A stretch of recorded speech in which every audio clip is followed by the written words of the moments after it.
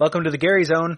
It's Winter WRPG. This is our first episode covering Baldur's Gate 2, one of my all-time favorite games, and hope you are ready for gushing.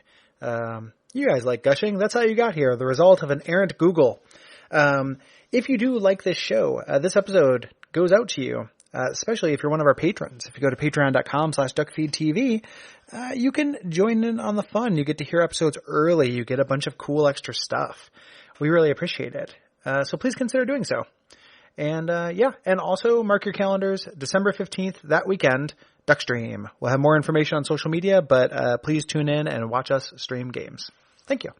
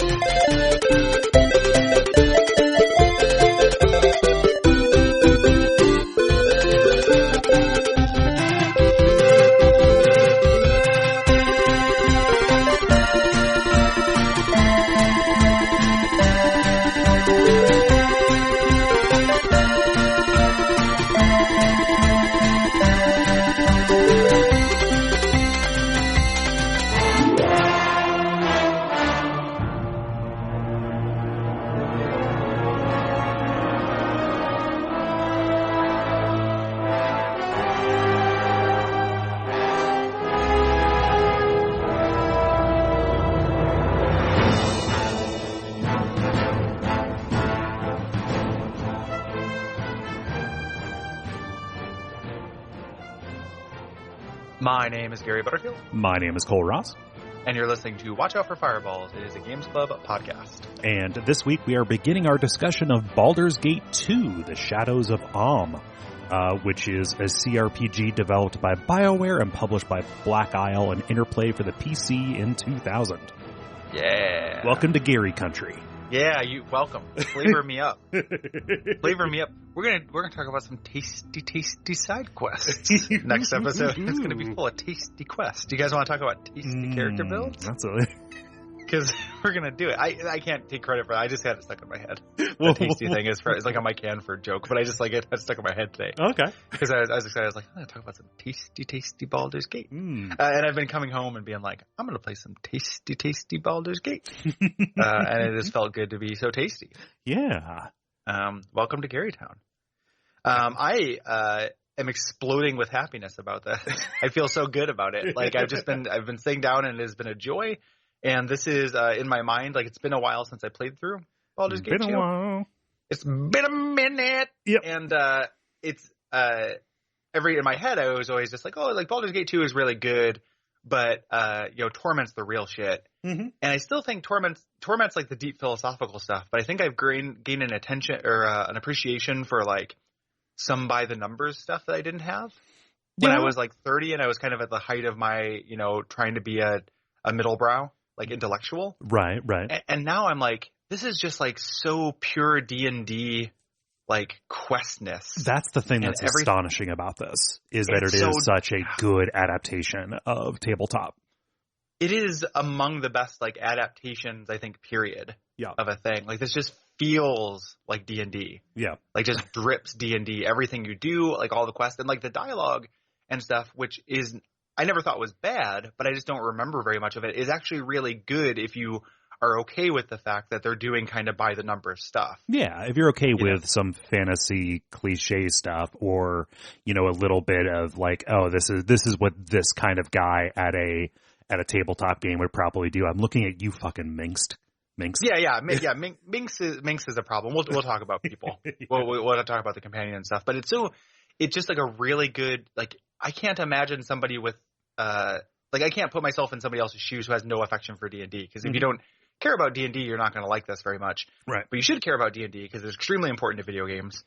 And if you have any affection for D&D, I can't imagine somebody just not like feeling really strong, like nostalgic, good feels from this. Yeah. You know, and I said feels. I never say feels. I hate saying feels. It's amazeballs that you said feels. It's amazeballs. I can't believe I did that. No, like this is absolutely like the apotheosis of something, and it's remarkable to me that we've never recaptured this. Like that this feels like a singular expression. You know, we've done Neverwinter Nights 2 and Mask of the Betrayer, I think is a little bit more in line with the Planescape style thing. Even the stuff that claims to be a successor to this is nowhere near as monumental. No. Like, as somebody who, like, that's my wheelhouse, like, I play those and stuff, and the playing this has been, and you might have this later in the notes and stuff. I will jump ahead, but, like, It's interesting to play this and think about BioWare's reputation for kind of being holding the mantle of D&D stuff, because playing this and Dragon Age, like, this just feels so much more like D&D. Mm-hmm. Like Dragon Age, I like Dragon Age. I have mixed feelings about it. So and I bring it up as a point of comparison a lot because it's the big BioWare, BioWare being one of the tent poles of like modern, RPG-ness, right? Like you have like Bethesda style and BioWare style, and Dragon Age being the series that I've played all of. I'll talk about it a lot, and it's just, there are things that Dragon Age does better. Like there are modernness to it. Like the combat is a different thing, but you can like it more, and that makes sense. Mm-hmm. There's so many things it just does like a lot worse. Yeah. And I can't. It's hard for me to believe sometimes it's the same people. Like you can see the DNA here. So on one hand, it's like, yes, this is the beginning of them doing their like shipping stuff. Like there's relationships and stuff in this, and you have like a colorful series of companions. They would get better at that, but like pacing wise and just in terms of general like writing quality, like it just feels less. It feels like more true to a source material because it was based on a source material, right? As opposed to weirdly Dragon Age, which can feel more generic. Like D&D, like Forgotten Realms is a generic setting. Dragon Age is just kind of a fantasy pastiche with a weird Christian mythology, right, laid on top of it. Like, so that somehow ends up feeling more generic to me. I don't know. There's like a lack of proper nouns to it that feel like they have power. Like, here, like somebody will mention Elminster or Dritz or something like that. And I know those from just knowing the stuff, but also they're treated with a reverence. Yeah. And like a history that doesn't exist. Word. Yeah, it absolutely is the case that Dragon Age feels more generic. And it's weird because it feels a little bit like it feels a little bit like it subverts our usual shorthand for this. Like, it's hard to say that Baldur's Gate 2 is a product of like a younger, scrappier company, because it's so sprawling, it's so big, so much work went into it. Like the amount of care and effort that's on display in Baldur's Gate 2 is kind of amazing. Yeah, like it is a game made with a very loving hand. Yeah, and also something that's really comes from learning. Like what's very interesting is comparing, and this is not like stuff in the notes. We're off notes. It just we're very much like in the gushing period before we hit the rails. Skeet shooting here. Yeah. Comparing Baldur's Gate 1 and Baldur's Gate 2 versus Dragon Age 1 and Dragon Age 2 do show very different companies with kind of different values, and it's not about scrap. It's kind of about like it's almost like a lack of scrap. Like early on, they do Baldur's Gate 1 and it's a huge hit. Like that game was huge and is also like extremely good. Yeah. Like, it's not as good, it's not as cool, but it's a cool game. Mm-hmm. Everything in Baldur's Gate 2 is how do we do that better and more? Yeah. And whereas I think the Dragon Age 1 to Dragon Age 2 thing wasn't how we can do Dragon Age 1 better and more. It's more like, let's try something completely different. Like the Baldur's Gate 1, people are like, we love this. Change this little thing. And they're like, yes, sir. Yeah, right. Yes, sir. And then the Dragon Age 2, they're like, hey, this thing sucks. And they're like, well, let's make a guess at what would fix that. Right. By making something completely different. And by making something completely different that failed on like a lot of people. Right, right. And again, I say that as a fan of the game. I'm a Dragon Age 2 defender. That's my favorite of those games. But yeah, I am too. Like I think Awakening I like a little bit more, but I like Dragon Age 2 quite a bit. Yeah. And someday we'll do it for the show, I'm sure. Like I would love a chance to defend that game because I do like that game. Yeah. But it's just a different company, and it's almost more conservative as opposed to scrappy early on because they were just kind of following. They weren't messing with the formula. They were just. It's like this is one of the best sequel refinements I think in games. Like this is just such a refined version of what Baldur's Gate 1 does. Your point earlier about the fact that Dragon Age feels generic compared to this, compared to something that adapts, second edition, Forgotten Realms kind of stuff, it calls to mind something for me, which is like, you're not really fluent in a language if you're translating it in your head. So, I hear baño and I think bathroom. Okay. And then I hear bathroom and I think bathroom and I say baño. You have to think and speak in the same kind of language. You have to internalize it. Right. So, when I look at Baldur's Gate 2, I think, okay, yeah, here's a bunch of Forgotten Realms stuff. I know what I'm expecting here. That is a certain kind of, there's a certain kind of underwhelm to that if you're not necessarily a fan. I look at Dragon Age 2 and everything that I see, I'm immediately translating in my head, looking for the thing that they're trying to evoke.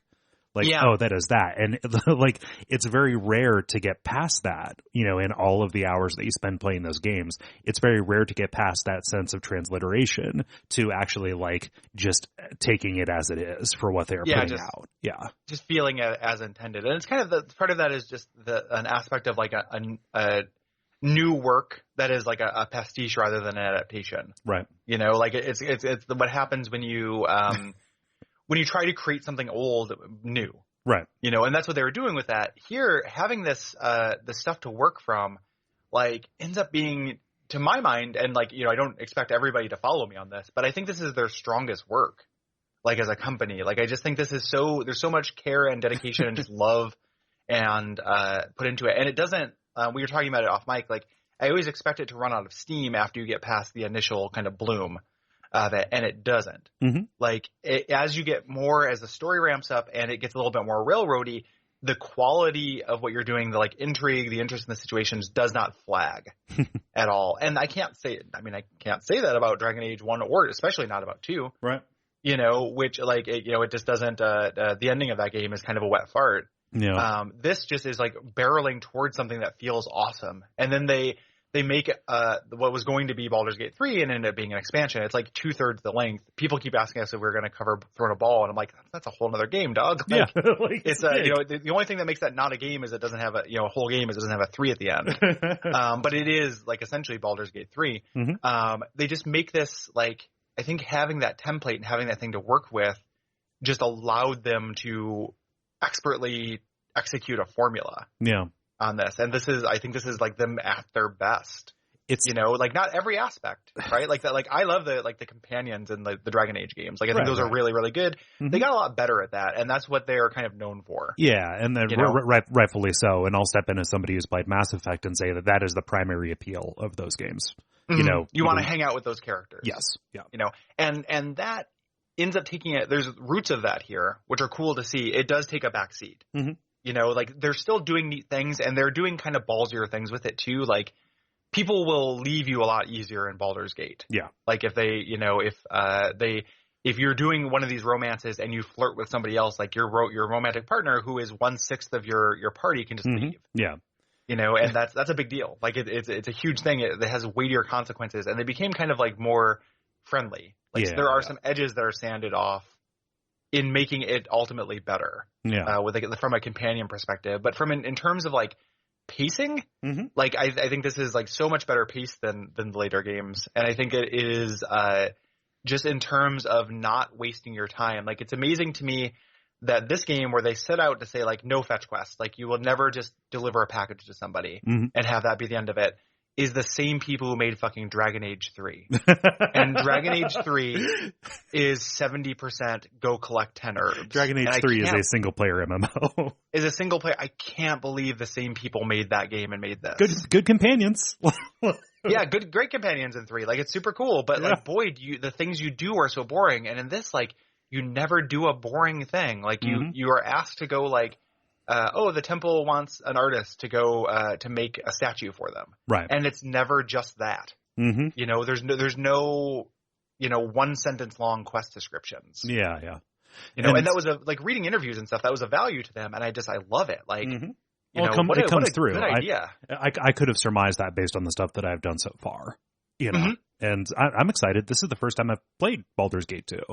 It's not my first Infinity Engine game. We did Torment, and I love Torment. But yeah, this is kind of my first exposure to it, and I'm enjoying it quite a bit. We're not making these comparisons to like recreationally drag on either newer things or drag on Dragon Age or Mass Effect. Not at all. Just because it's fun, because both of us have affection for those things. It's just interesting to go back and play this, you know, which does feel like such a monumental thing, and reflect on this studio, which is really, really important, and the way that their ethic has changed.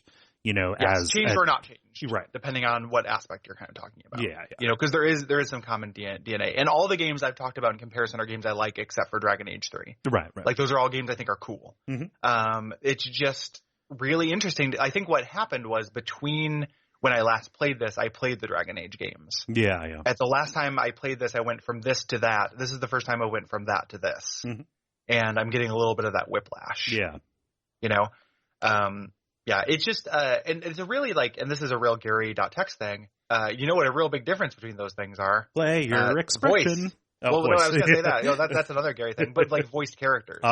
Like you can make every quest meaningful if you don't have to pay for VO. Yeah. I mean, so like, I know I beat that drum all the time, but like, think about what you're buying when you do voiced VO. Like you're like what you're giving up, what you're spending. Here's this. You're buying a lot more characters because you can bring in somebody to voice a couple of barks, maybe read a couple of notable lines, but everything else is writing. Writing isn't free. It shouldn't be anyway. However, voice is incredibly expensive compared to like cranking out more lines. You know, so and then just by doing it this way, by like, you know, and they didn't choose this. This was just the style at the time. But by games of this vintage, by having text just means you can have no filler. You know, you don't have to. Filler is cheap, and you have to do that when you have a huge mega budget. Right. If you don't have that like huge mega budget now, you can just make everything interesting. You know, not every quest is as good as every other quest, but I have not played something where I've been like, wow, that was a dumb fucking waste of time. And that is a really good feeling. Yeah. And any exception that you would call up, you know, because we just did Blood and Wine, Witcher 3, everything is voiced. Gary and Cole, what are you talking about? They had to commit crimes against humanity to make that game. Yeah, yeah, it's true. People died making it. The you know, their tombstones show up outside of Velen.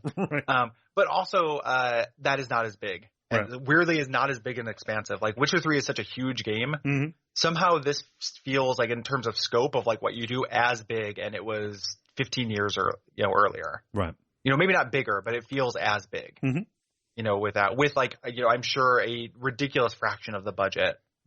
Of Witcher 3. God, I wish game budget information was as readily available as movie budget information was. It would be interesting to look at that kind of comparison. So like Witcher 3, and also we spent the entirety of the Witcher 3 episodes talking about how weird that is. Right. You know, like it's not that the Witcher 3 is usual, like in terms of RPGs, like that is a remarkable thing that, you know, that they committed war crimes to create, and make that, you know, so not boring. Right. Most things that are not either of this vintage or Witcher 3 have a good amount of filler in them. Yeah. You know, and it's just that dedication to respecting my time has just made this a joy. Like it just feels good to sit down because I know I'm going to read some interesting shit. You know, and part of that is just me because I love D&D stuff and I love like monsters and weird old gods and stuff like. But even if I didn't, it would just be like, even if this is not personally interesting to me, I can conceive of it being interesting to somebody. Yeah. Which I can't say about most of the quests in an Elder Scrolls game. Right. Like I can't conceive of the Fighters Guild quest in Skyrim being interesting to anyone, you know, until werewolves show up. But when it's just like, hey, there's a guy in a cave, can you go kill him? And I'm like, this sucks, man. Yeah. Like that gift from Eric Andre's show. Hannibal Buress. Like, this sucks, man. Oh, that's whack. You know, this sucks, man. Like I just feel like that's what that is. And I just, even if this is not personally for me, you know, because it's for somebody. Yeah, yeah.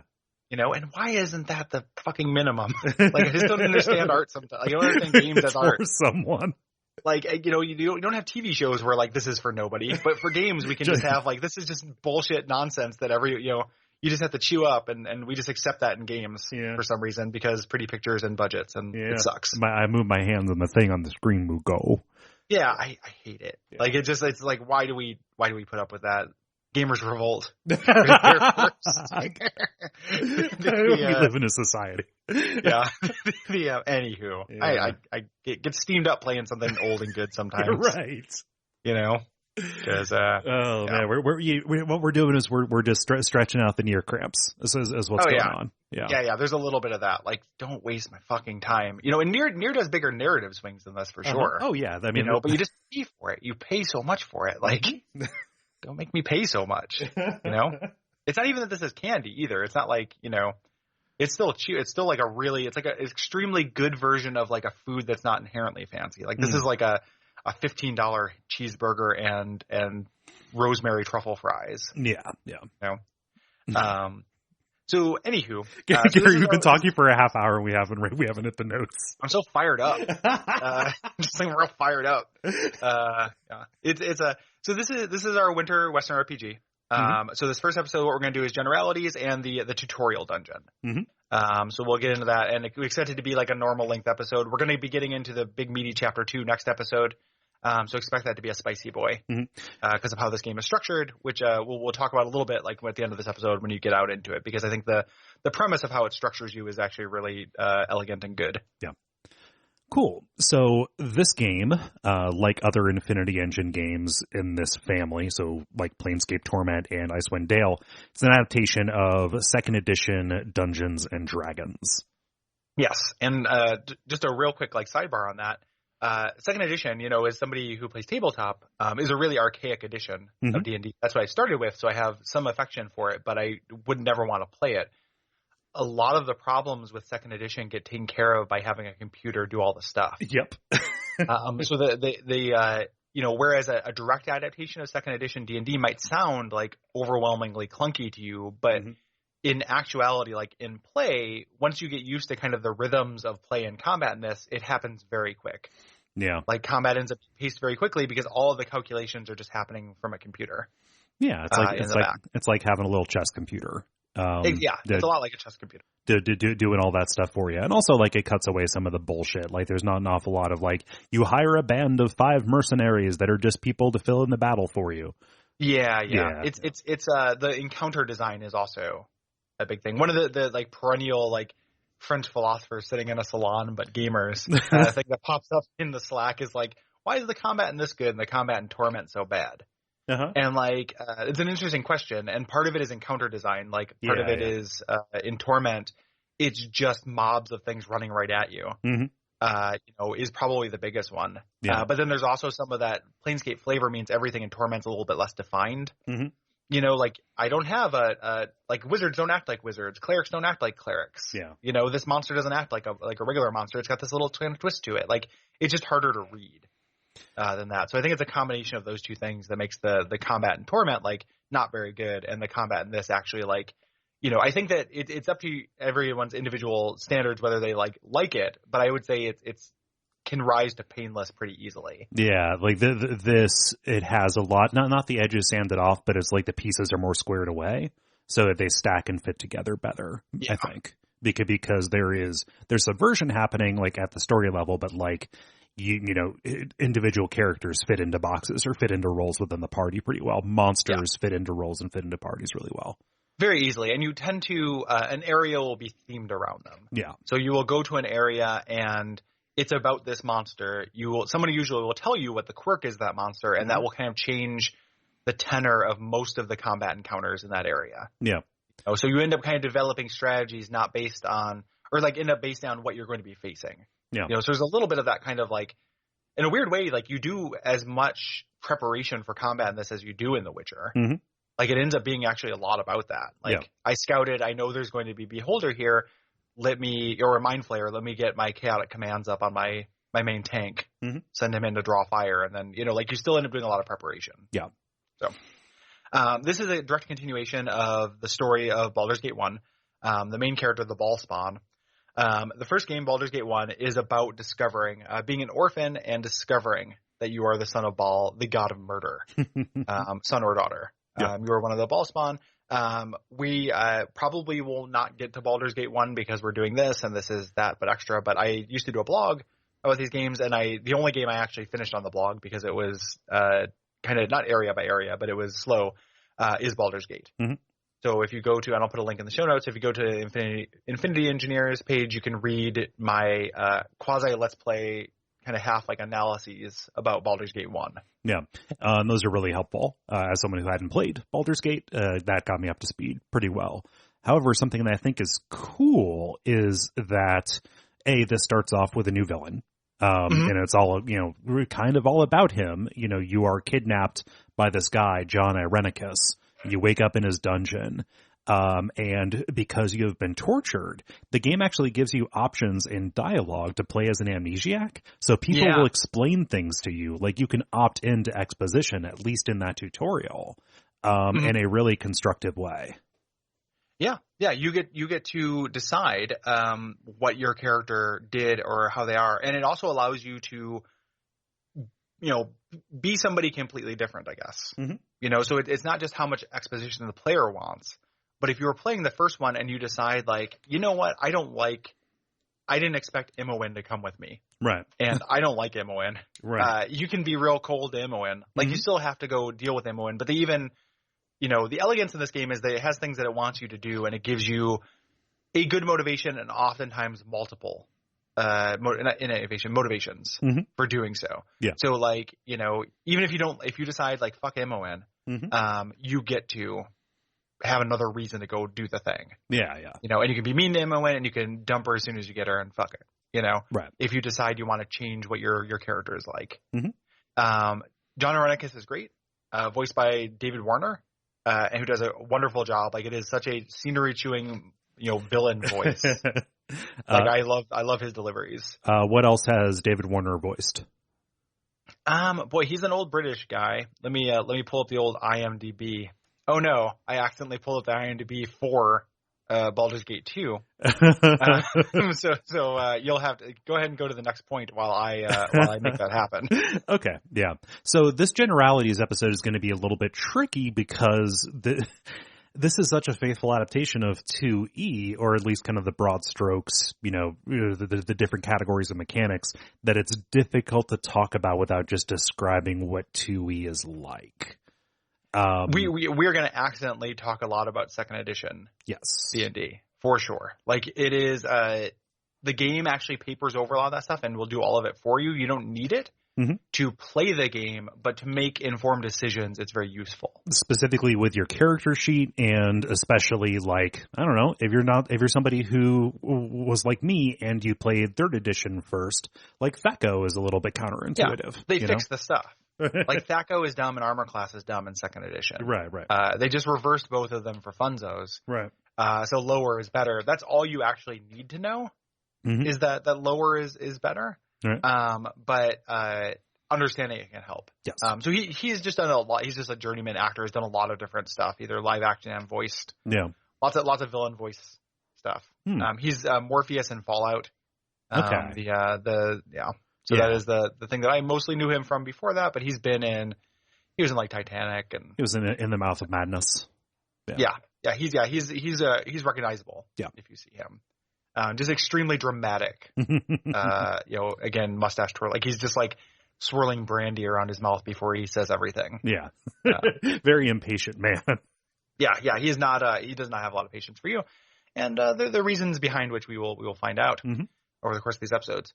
So you can make you're always going to create your own character. So there's kind of like two levels of strategic build in this game. There's making your character and then coming up with your party composition, which is where a lot of the strategy comes from. Right.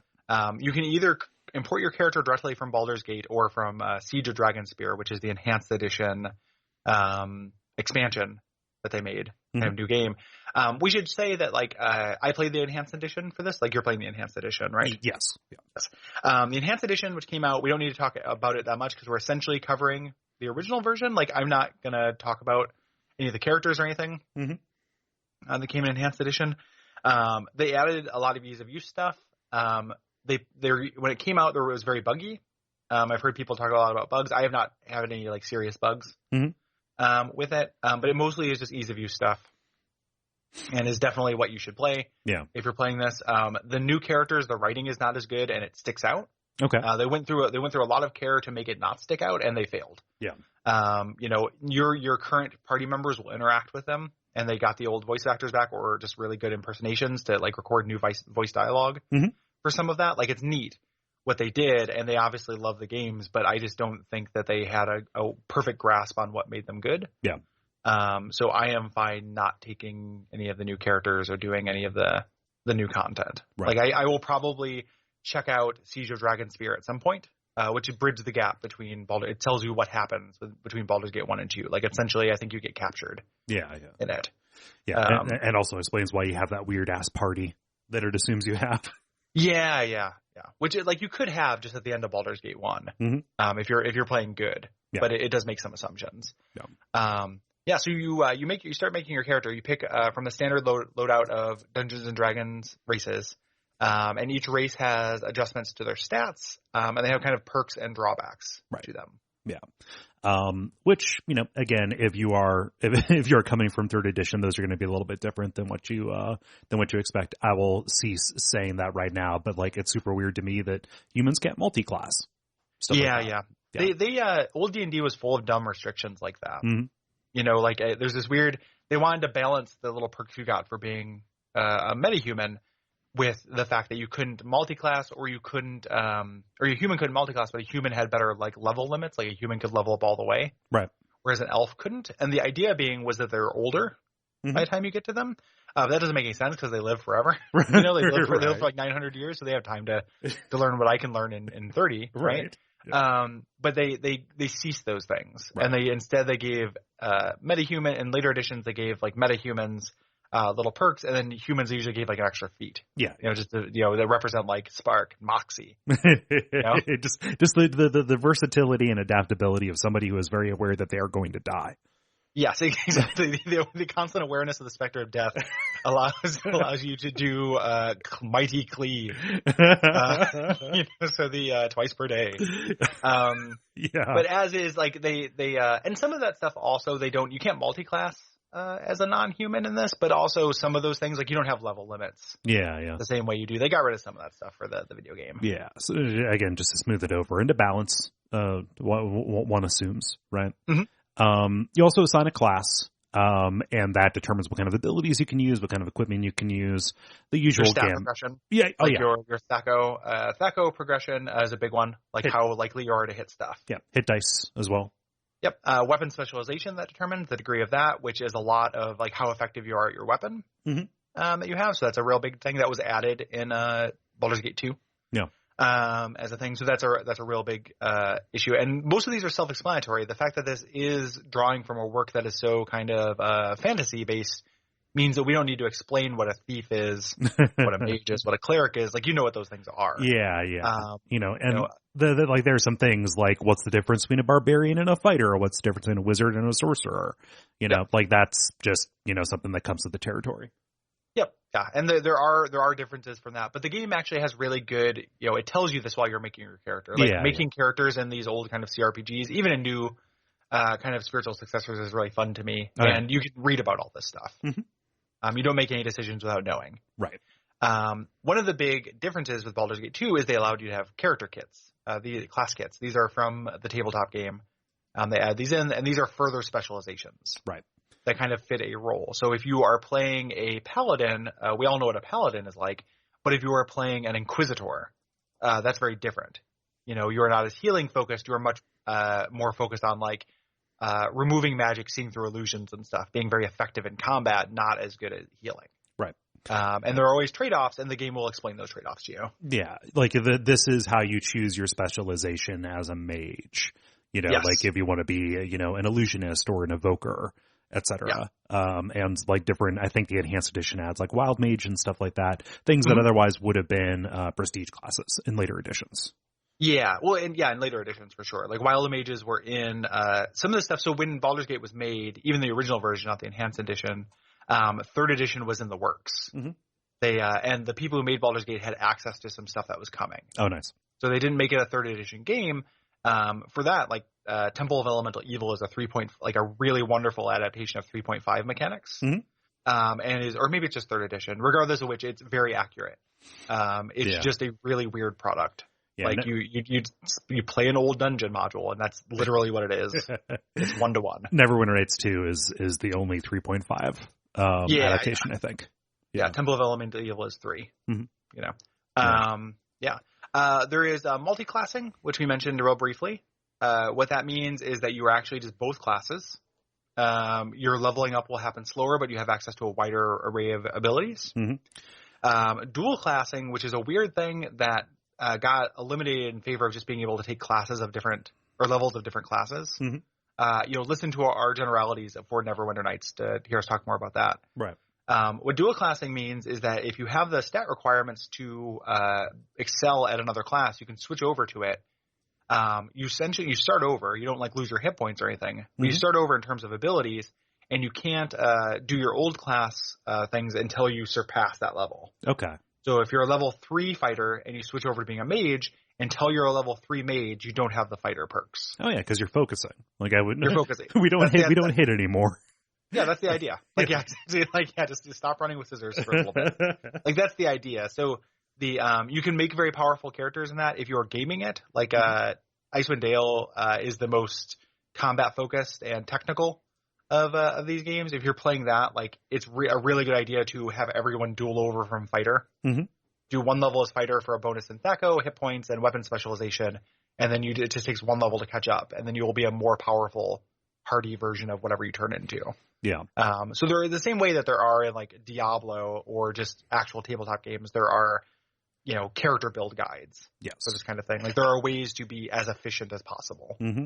And even if you don't want to mess with that, like if you just want to play a straight single class character, the majority of your companions end up being multi-class or dual class in some form. So yeah, a lot of them are. It kind of skews in a way. Like one of the things that I realized this last time I played this, but one of the ways that Baldur's Gate 2 balances good and evil is that good characters tend to be multi-class or dual class, so they have a wider variety of options. Mm-hmm. Evil characters tend to be single class and more powerful. Right. So you're either choosing, if you're good, you are implicitly choosing between having like just kind of a greater utility, and if you're evil, you are choosing more raw power. Right. And I don't understand what the philosophy is behind that, but it is the case. Yeah.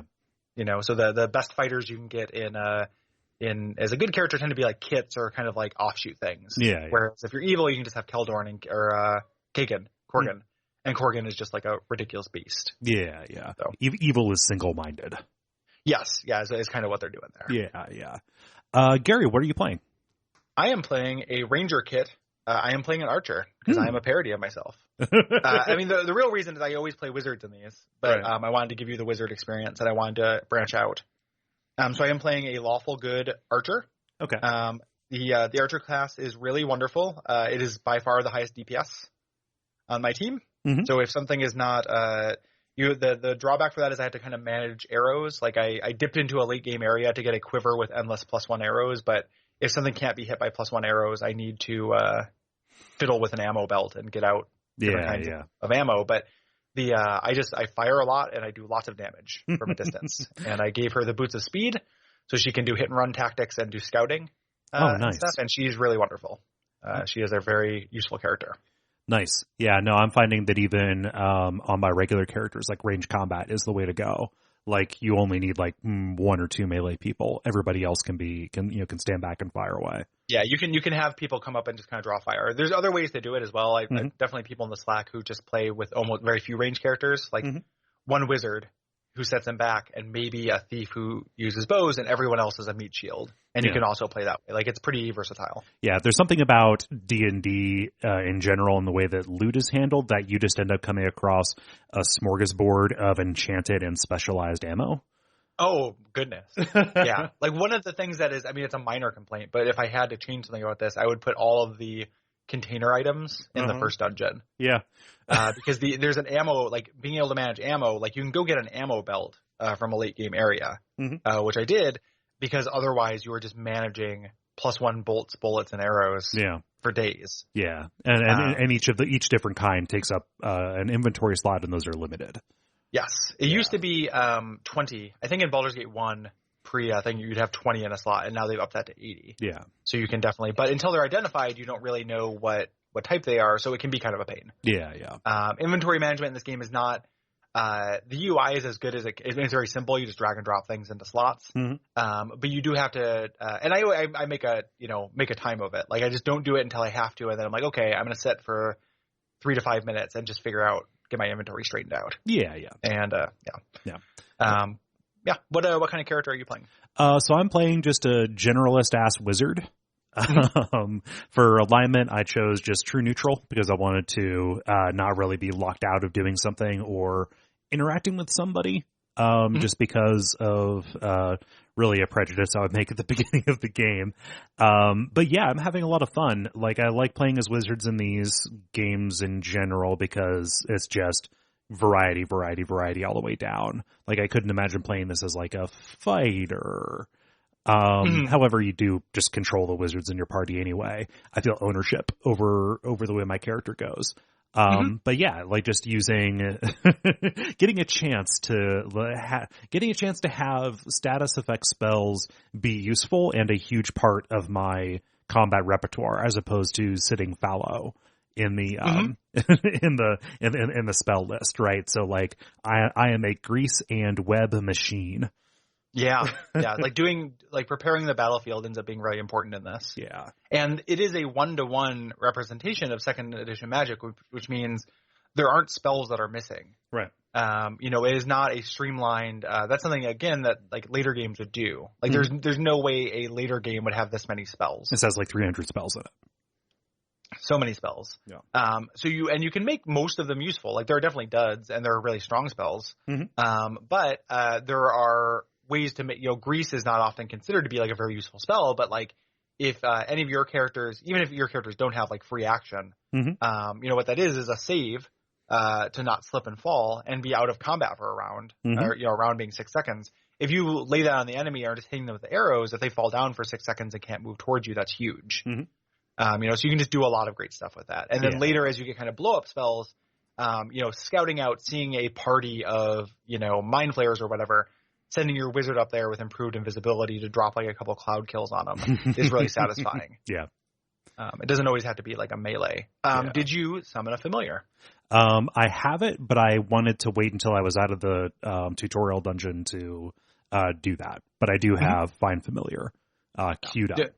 That's great. Yeah. You getting a familiar in this is really fun. Like it's based on your alignment. They're not super useful and they take up an inventory slot, but they can be really good as scouts. And you can talk to them and pet them and stuff. Yeah, that's cute.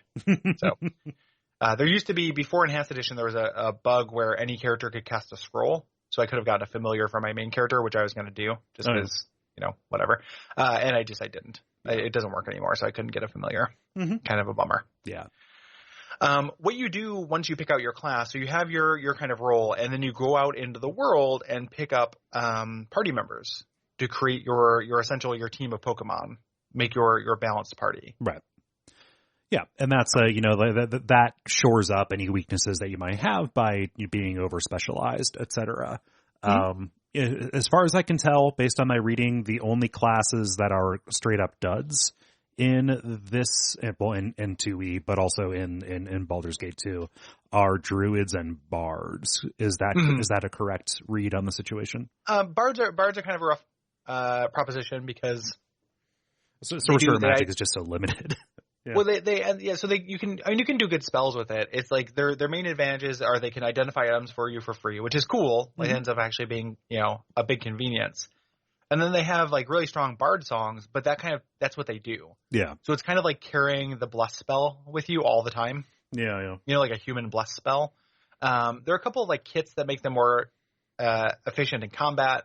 I haven't messed with them very much. Yeah. I know you can solo a bard through these games, and that's because they can kind of do a little bit of everything. Right. And that is a doable challenge run. Yeah. In this. And druids can cast most cleric spells. Like there are good druid spells, but they are not the actual benefits you get for being a druid, which are like being able to shapeshift and a slightly different spell list, don't really make up for not being able to wear good armor. Right. And being able to wear good armor means your cleric will also be a tank and can take hits. And because he's your healer, it's really good to keep your healer alive. So that's the big drawback to my mind to druids. And I think from a flavor perspective, they suck balls. I just don't like, I never need to hear about nature again. Nope. I think I'm done with nature as a theme or a motivation. Like, I understand I like nature in real life. I'm scared as hell of climate change. I think as a fiction trope, I'm done. Yeah. No more nature. Because nature's just one step away from the spirits. Yeah, exactly. It's generic. Yeah. You know, it is just a generic motivation. You know, and also they're always true neutral and like, I'm not. Hey man, watch it. I'm not tweeting your character, you know, but like as a philosophy, that's real dumb. Like, you run into the Jahira, who is the true neutral character, the druid you have with you. You run into her people, and there's this like amazing centrist dialogue they give where they're just like, you know, somebody a good character who exerts their will on the world too much is exactly as bad as an evil tyrant who goes out and enslaves people. And I was like, wait a minute, yuck. Yeah, come on, dude. Like, I know it was 2000 when you wrote this, but like you know, that's a very out of fashion philosophy right now, my friend. Like, sorry, Harper's, I'm not going to vote for Harper's in 2020. Compromise. Not the Harper ticket. But yeah, so those classes are kind of bad. Their kits that are not as good, but also the game is not so hard, and because any mistakes you make are so diffuse because you have a whole party. Yeah. Play what sounds cool to you. It's like, if you really think a bard sounds awesome, you can 100% succeed and have a great time with a bard. Yeah, and that bard will be useful and good during your time here. Yeah. So. The big impact, you know, because you can use your party to shore everything up, the biggest impact that the class has is which stronghold you get. Stronghold and alignment. Yeah, that's true. So like, stronghold, in the second chapter of this, which is huge, there are a series of big quests you can do that lead to different strongholds for your characters. Stronghold is a home base for your character. It is pre Neverwinter Nights too.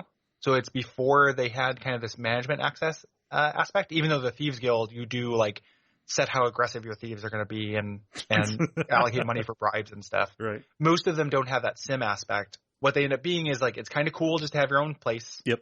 And you get quests with it. So there's a little bit of like King Solomoning, like, you know, somebody from your area brings you a baby and asks you to chop it in half.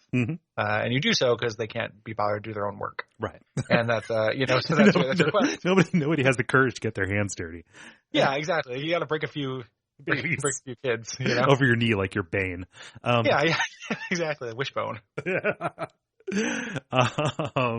Yeah. So that's pretty cool. It's always nice to have a space of your own. It feels, yeah. You know, and there's no decorating, there's no like customizing it. It's before that, but it's still like a proto version of that thing that would become very common in Western RPGs. Yeah. So we mentioned alignment. This, you know, affects the way you relate to the world and also kind of can complicate your party, because it ends up being kind of a sticking point if you are an evil person trying to play nice and do teamworks with good people. Yeah, you have to keep your companions happy. Yeah. In this, and your character that you choose is the one companion you have to have. So like, there's nothing to stop you from choosing an evil character and doing exclusively good things. You know, and your evil character, your good characters in your party will probably still be okay. Yeah. With you if you do that. But if you want to if you play as an evil character and you want to actually be evil, you can't take, you know, Keldorn the Paladin with you because he will turn on you when you decide to, you know, flay the orphan city. Right. Like he will not care for that. So he'll turn on you. So choosing your alignment kind of chooses which party you want to have. And this can be a real plate spinning thing. You have your party alignment, and what you do, whether you're good or evil, affects something called reputation. Reputation is a stat that you have that goes from 1 to 20. At 1, you are hunted by mercenaries and the guard. And at 20, you are like hero of the city. And you get discounts on, what was that? Sorry, that was my water bottle. I sucked on it. It sounded like you were just making like a real wet mouth jerk off noise for hero of the city. It's like, oh. No, I'm sorry. Hero of the city. Yeah, no, it was my water bottle. I crinkled it. Okay. We could leave that in. That's funny. Yeah, hero of the city. like a particularly lubed up Jo. Just lubed our city hero. You got to take care of yourself, you know. Gotta give him a 21 load salute, you know. But you know, fire loads at dawn. Like you do a firing squad where like one of the people is firing blanks, and it's a buddyless load. But I think that they would know. Just has a high count. Well, they take it down to the lab. Whoever has to take it down to the lab, they just present their coat to the lab. And just like, can you tell me the content of all these loads? I was in a firing squad. I don't have time to explain.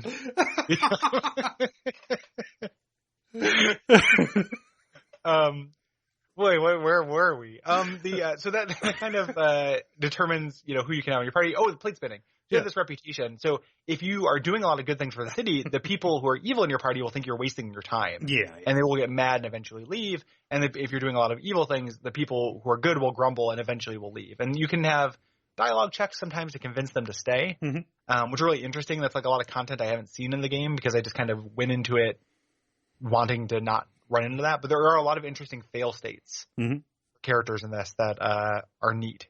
Yeah. I guess. Yeah, I do like that. The way that the evil party members are focused on efficiency and also like diffusing your idealism. Like it's something that I think they did extremely well in Dragon Age 1 with Alistair and Morgan. But it's cool to see it present here. Yeah, it's the same basic thing. Like it's very rare. There are very few like mustache twirling. Evil characters. They just want you to get yours. Like if you act like you were pursuing money and power. That's what they want. Right. If you do anything else, you're virtue signaling. Yeah, that is essentially what they do. Yeah.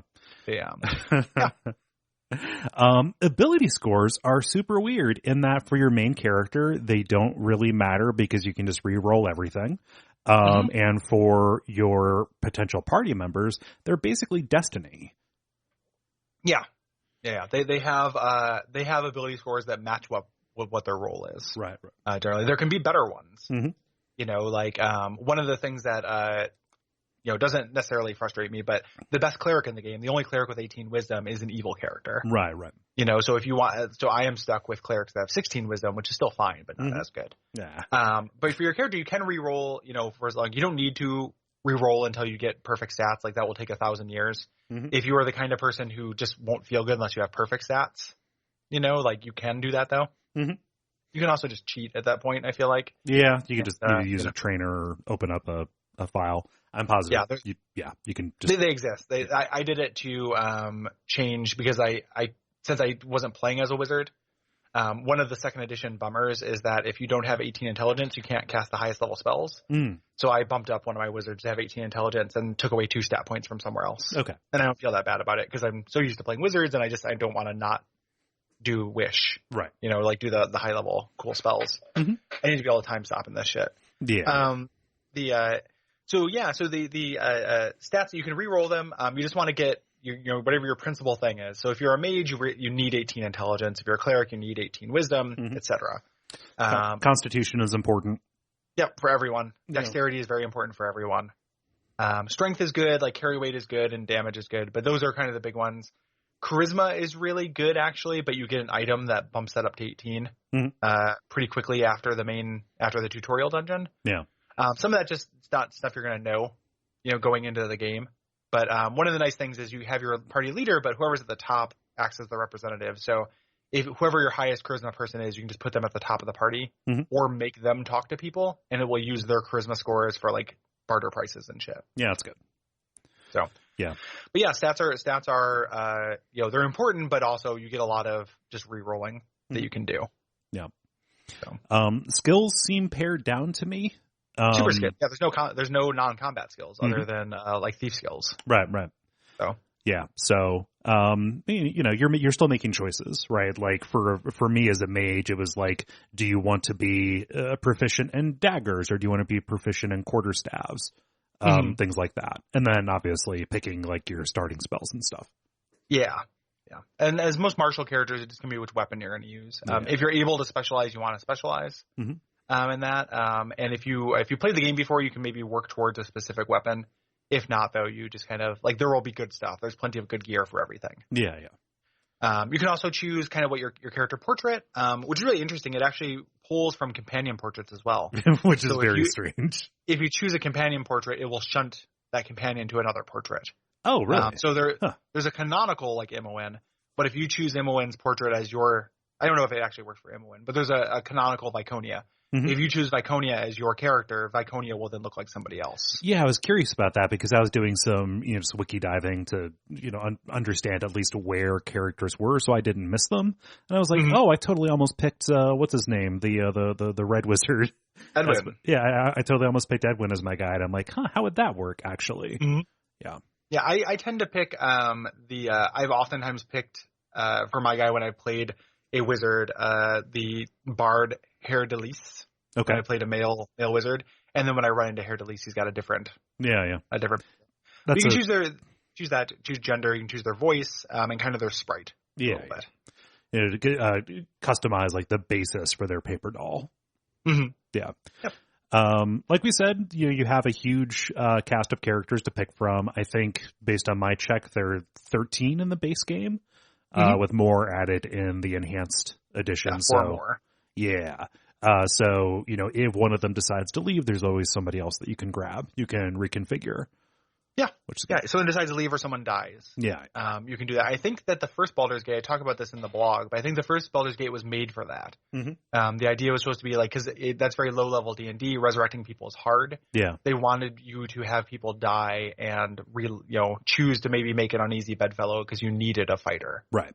And that. And the second one, it's a lot easier to bring people back. You can kind of beeline to getting your party complete, which I always feel the need to do, and then just be with that party. Yeah. A really good way to play this, and I didn't do it this time, and I always mean to, but I always kind of forget, is to actually just have a permanent party of 5, like the TV show, for chapter 2, and then take in people to do their quests. Oh, yeah. Because every character has a quest as well. This is the beginning of that. That would become a BioWare kind of thing. They're not like loyalty quests or whatever. They don't necessarily, affect the relationship, but they will affect stats and items and stuff those characters get. So, and you only get them if you have them in your party. Okay. Yeah. No, that's good. I like that as a tack. It's a little bit like guest characters in FF12. Yeah. Yeah, it would be exactly like that. You have guest characters, and then once you are ready to leave the city, choose whichever one you like the best. And, or, because of spoiler reasons, don't. So, but you could, that is a cool way to do it, as is. And some of those quests you can still do.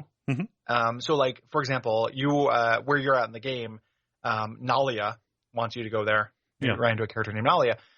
That quest, you get individual quests with her if you take her, but that quest is actually different and easier if you have her with you. Right.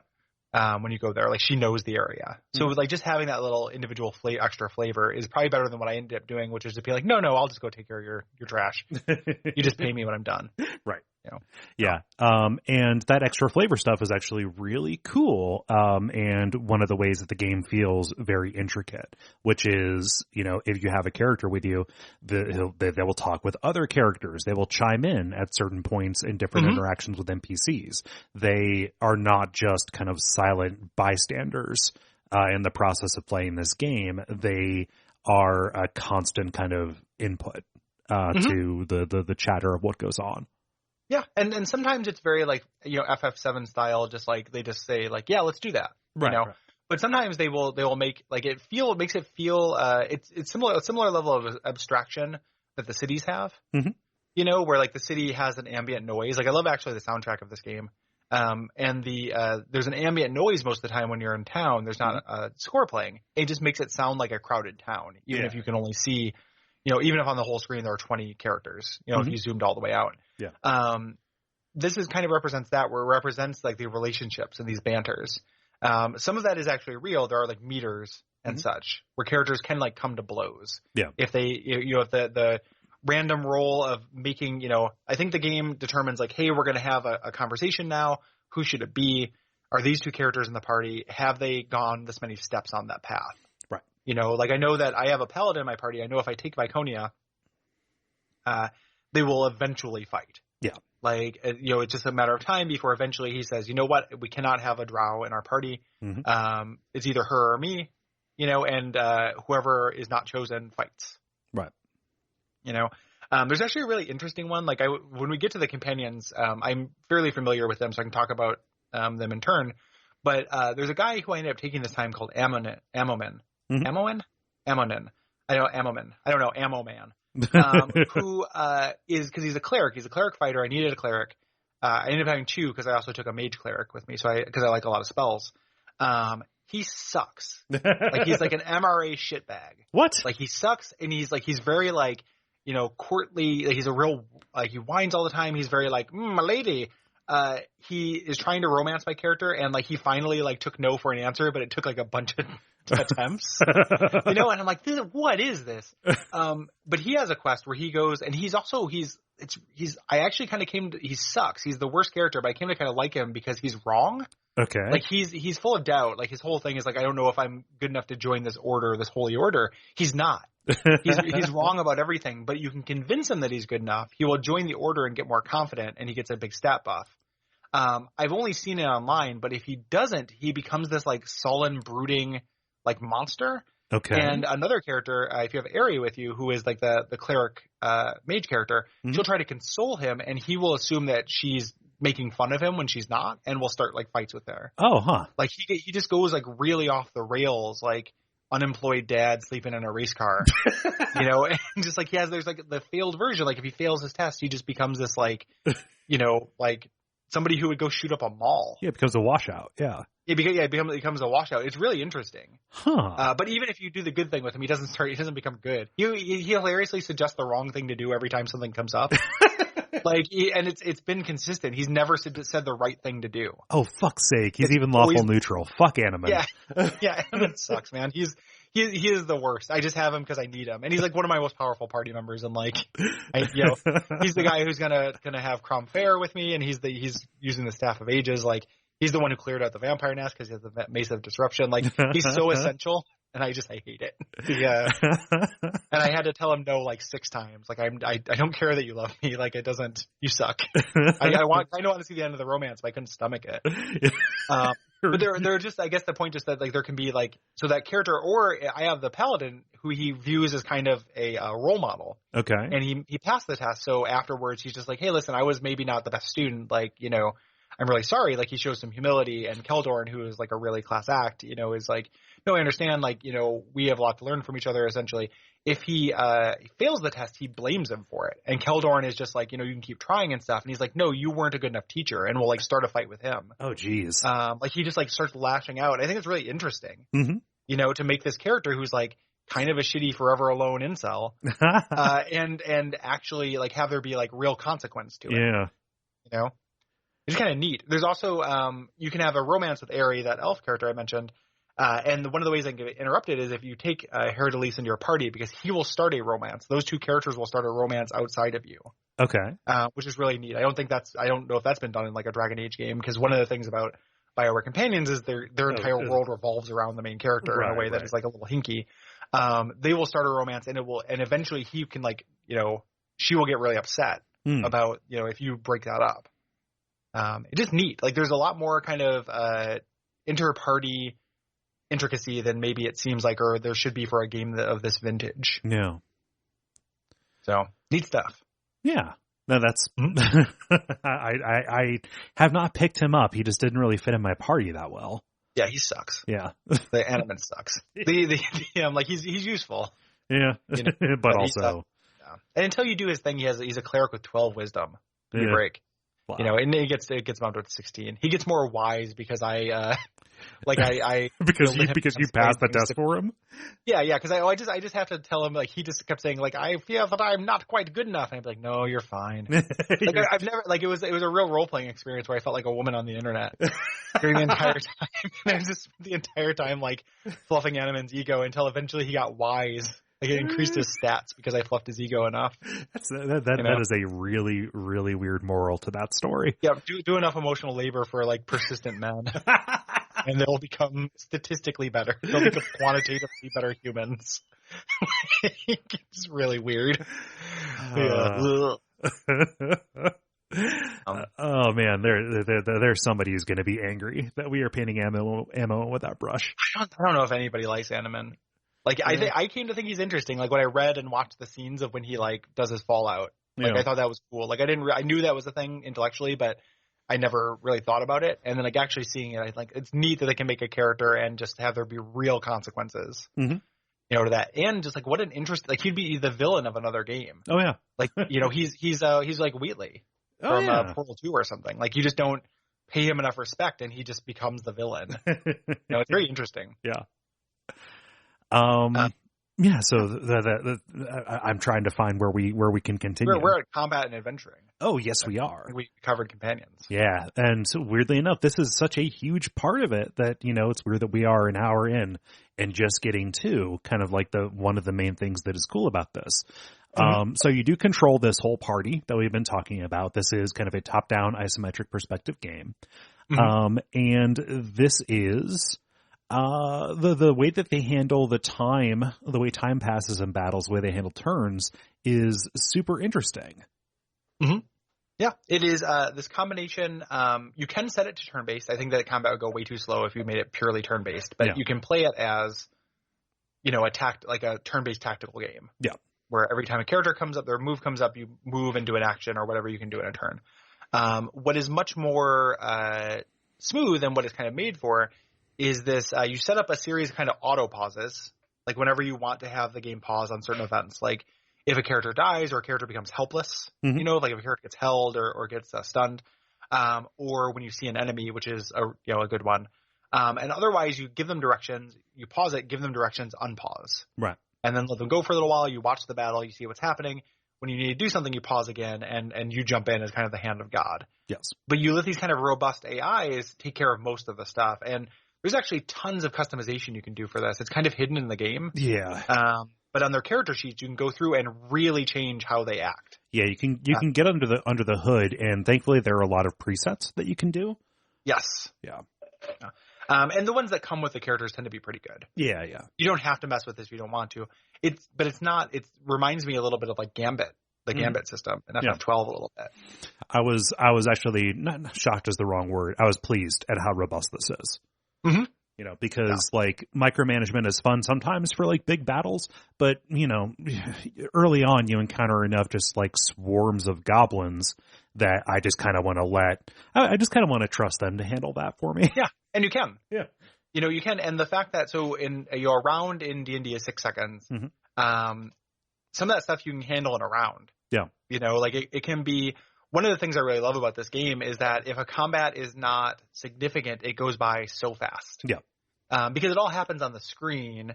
I'm going to get through these 4 episodes without making too many JRPG comparisons because they're so different. But you just don't get that, like, the camera swooping in, the music starting up. Like, there's just no time wasted. Like, your characters will just go, and they have AI. They'll just take care of it. Like, sometimes, like, they will just see an enemy and go kill it before I can do anything. Combat in this game is extremely quick. Yeah, yeah. This is a point from later on, but like the way they handle loot is especially cool too, because it's not like you're going and clicking on each individual person. It just pulls up a menu of what's available on the ground, and you can just quickly like just snap it up if you're nearby. I think that's actually an enhanced edition thing. It's huge. Yeah, it's super good though. Like, I mean, it's easier to play enhanced edition than not now.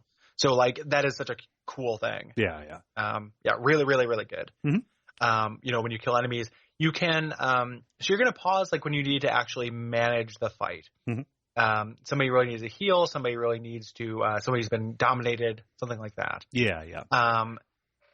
When you look down on it, it looks like just a bunch of garbage. Like it looks like just a bunch of little guys like swinging at each other. It's really hard to parse it. Mm-hmm. So it takes a minute to like read situations. Yeah, you have to get used to the resolution. You have to, hey Gary, how do you zoom in? Mouse wheel. Oh, okay. So I'm not playing with a mouse with a wheel, so I should probably fix that. Yeah. I don't. There might be another way to do it, but I don't know. Yeah. Well, you can with the scroll wheel, zoom in and kind of see, and it's kind of fun just to look at the monsters. You don't really need to though, because you read the fight kind of by hovering your mouse over monsters and seeing your characters will give kind of a ballpark, like badly injured, nearly dead, injured, barely injured. And looking just at your characters, and you can see little symbols that show if they have status effects on them, positive, negative, and how much health they have. Left. And you can decide who needs a potion or what have you. When you're moving around this world, we mentioned there's no different screen for combat. It's kind of like you're moving around. I'm glad you have this comparison here. Is it similar to like moving around in an RTS? Yeah. Moving around in Baldur's Gate is not that different than moving around in like Warcraft 3. Yeah, like so many of the tools, like just the individual verbs that you're doing. Like if you want to select a bunch of people in your party, you drag a little selection box. You have control and shift click. Like, it just if you have that muscle memory built in, you're going to manage it in a similar way. Like right down to like Fog of War. If one of your characters could not see an enemy because of line of sight, then it will just not appear to you. And so scouting becomes a huge, huge deal. And scouting, I love scouting in this game. They give you a lot of tools for it, more tools than they do in the first game. And it ends up being like essential and fun to like come around a corner, turn off your AI, send your, invisible person or your thief around a corner, see like, okay, there's a wizard and there's 2 golems here. So I need to key up this to deal with the wizard, and I need to equip this weapon that has the minimum bonus that damages golem. This character with the +3 weapon needs to go after the stone golem. Yeah. And it's such it is such a good rhythm to be like, okay, what I'm really going to spend the most time thinking about and worrying about is my opening gambit. Figure out what I need to do at the outset to make this battle auto winnable, and then just watching the play to see if you need to call an audible. And if you are spending that time on that preparation, which is such a huge part of combat in this, you can take very climactic encounters can end very quickly. Yeah, which is really cool in a way that I feel like later games, either Dragon Age games, just they don't want that to happen. Right. Like they don't want a boss encounter to end very fast. So they would have a character like that character would become invincible for a time, or you'd have more damage deflection, or that character would be immune to your debuffs, or they would have a second health bar or something like that. Here it's like, okay, I'm going to fight this big wizard. If I can get my archer in there to interrupt his casts, like he'll have an automatic, stone skin that goes up, like an automatic shield. If I can get my wizard in there to debuff that, and then my archer in there to pepper him with arrows so he can't recast it, I can kill this like climactic wizard in less than a round. No. Because I was very smart and did a lot of preparation. Yeah. Or here's a huge army of goblins that's here with a wizard backing them up. I could go in there and fight that, but they might wear me down. I can also send in my guy, a wizard eye to scout that out, and then send my mage just from outside of range with a wand of cloud kills and kill them all in one hit. And it just, you can break the rules in a way by like everything follows the rules. Yeah. In this, which is a thing that games stopped doing. Right. It was one of the things, we talked about this on Check It Out Comrade, but one of the big things, the reason why I loved Divinity Original Sin more than I liked Pillars of Eternity is Divinity Original Sin has a bad story, but it allows you to do that kind of stuff. Like everything plays by the rules. So you can kind of like, it's not cheating. Like it's the kind of thing you would do at tabletop. Like it only feels like cheating because video games are so used to controlling your approach. Right. But in a tabletop game, if I was DMing and a character was like, I'm going to be invisible, sneak up on this army, and I'm going to shoot a cloud kill at them, I would be like, fuck yeah. Yeah. Well, you're never going to say no. It's expressive exploitation. Yes. And in a modern game, what would happen is you would get within a mile of them, and then the main the main villain would automatically see you and give you a speech. Yeah. And here that just never happens. Like everything plays by the rules. It has a simulationist bent to it. Like everything exists in 2nd edition D&D. So when you solve a problem like that, when you solve a difficult combat in Baldur's Gate 2, you, the player, feel very clever. It's not that your avatars are powerful. It's that you did the right preparation and had the right strategy or the right exploitation to like win that. And it feels great. Everything, is the rules. Like you fight liches in this, and they only do magic, and you can get a scroll of protection against magic that just neutralizes all spells. And there's nothing to stop you from sending in one character that's protected from magic and just fucking up the lich. And then just like giving him noogies and taking his lunch money. Giving him noogie, doing that thing where you hold his head back. Yeah. And he kind of reaches out. And he'll have protections up and stuff, and that doesn't work perfectly every time. But you can do that kind of stuff. Right. And figuring out those exploitations is just like really fun. Like there's like this puzzle game aspect to it. It rewards fluency in the system. Yeah. And that just feels good. Like it just feels really good to get past one of these things. Yeah. So I just love that. Preparation a lot of times is stacking buffs. Yeah. So like those low level spells that you have are really essential, like bless and haste and chant and defensive harmony and things like that are really huge. Because everything, comes down to it's a small numbers RPG at its heart. We're dealing with numbers between 1 and 20 as far as benefits and stuff. So the minimum something can help you is 5%.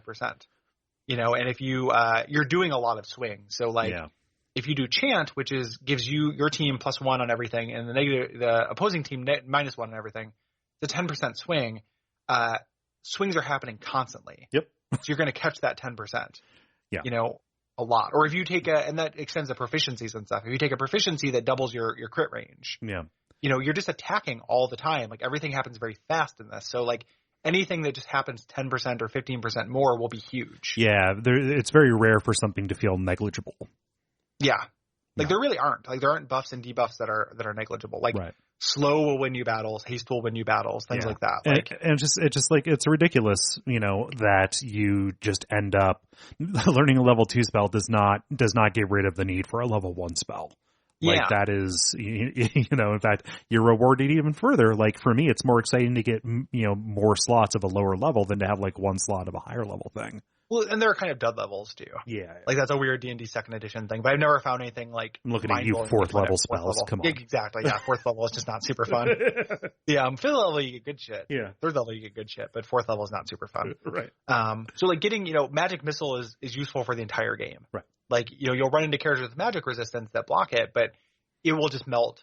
Fighters don't have that. Right. And your high level wizards casting magic, 5 casts of magic missile very quickly. Mm-hmm.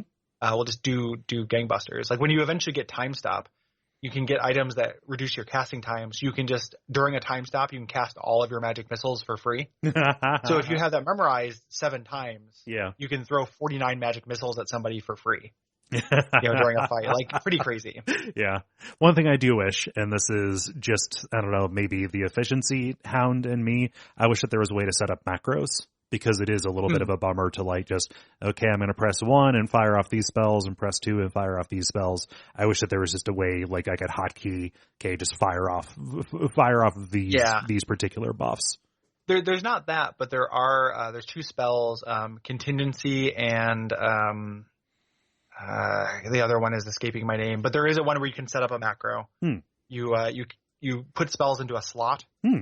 So it's like, I want to instantly cast this level 1 and this level 2 spell. Okay. And you put those in, and then it becomes a special ability. And then you get a contingency, which means you allow it sets conditions.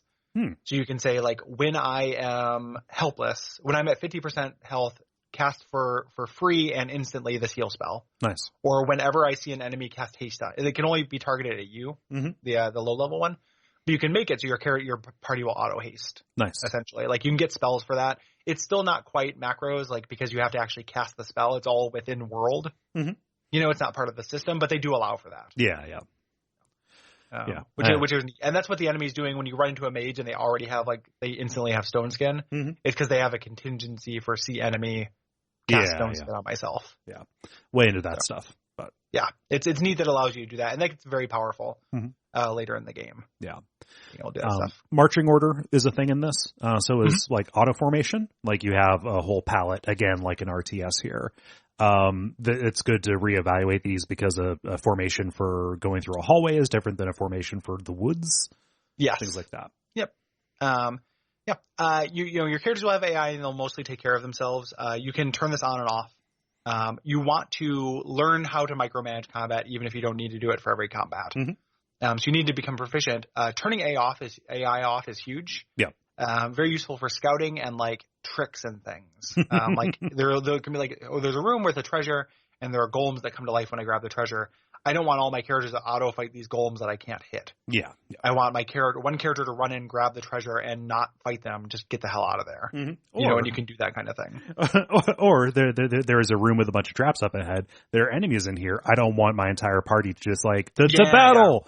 Yep, and just trip all of the traps. Yeah. There. That's very important. Yeah. You rest a lot to gain back your spells and gain back. One of the things they added to Baldur's Gate 2 is rest until healed as a thing. Otherwise, you'd have to manually do that, which is a huge pain. Yeah. So you can rest until healed. That can be interrupted depending on where you're at. Yeah. There are safe places to rest and unsafe places to rest. I talked about this for a whole several paragraphs in the Infinity Engineer blog, but it's kind of a dumb thing because you can just save scum it. Yeah. Quick save and quick load until you don't get interrupted, because getting interrupted, it tends to be by like a low level trash mob. It's never anything interesting. Yeah. Yeah, it's not like feel unsafe. It'd be interesting if there was story content that was there, like the dungeon's janitor came by or something. That would be awesome, actually. Yeah. Like if there were non-combat interruptions. Yeah. Just like Animan farts. Oh, my lady, I see you have had too many good berries. It disagrees with me. Please, bad berries. I can't see or hear good berries without thinking about Good Burger. Yeah, well, that's a second level clear spot. Okay, there. Yeah. Good burgers. Oh man, and there are different kinds of like just persistent effects you can get. Like you can get drunkenness. You can be fatigued if you're active for too long, which gives you a disadvantage. Again, that is not negligible. So you want to make sure that you are resting and managing. Although, like, I think in game time, it took me 8 days to get out of Irenicus's dungeon because I was such a sleepy boy. Yep, and when you want to rest a lot. And for the most part, the game is very generous with time limits, and will tell you. Yeah. And there are most of the time limits in the early part of the game are doing character quests. Like a character will say, hey, like I need to go look up my long lost daughter or whatever. And if you just don't do it for a while, they'll say, hey, we really need to do this. And then they'll leave. They'll give you a warning. Yeah. Later on, there will be more explicit time limits, but they're very, they tell you. Yeah. They say you have 3 days to do this. You have 1 day to do this. Mm-hmm. So that it doesn't gotcha with those things generally. It's good. But you will use more time than you think because you sleep. Mm-hmm. Like I'm on day like 94 of the game and where I'm at in the game. So I have my characters have spent 94 days. That's a big quest. So. Yeah, it's an epic level quest. There's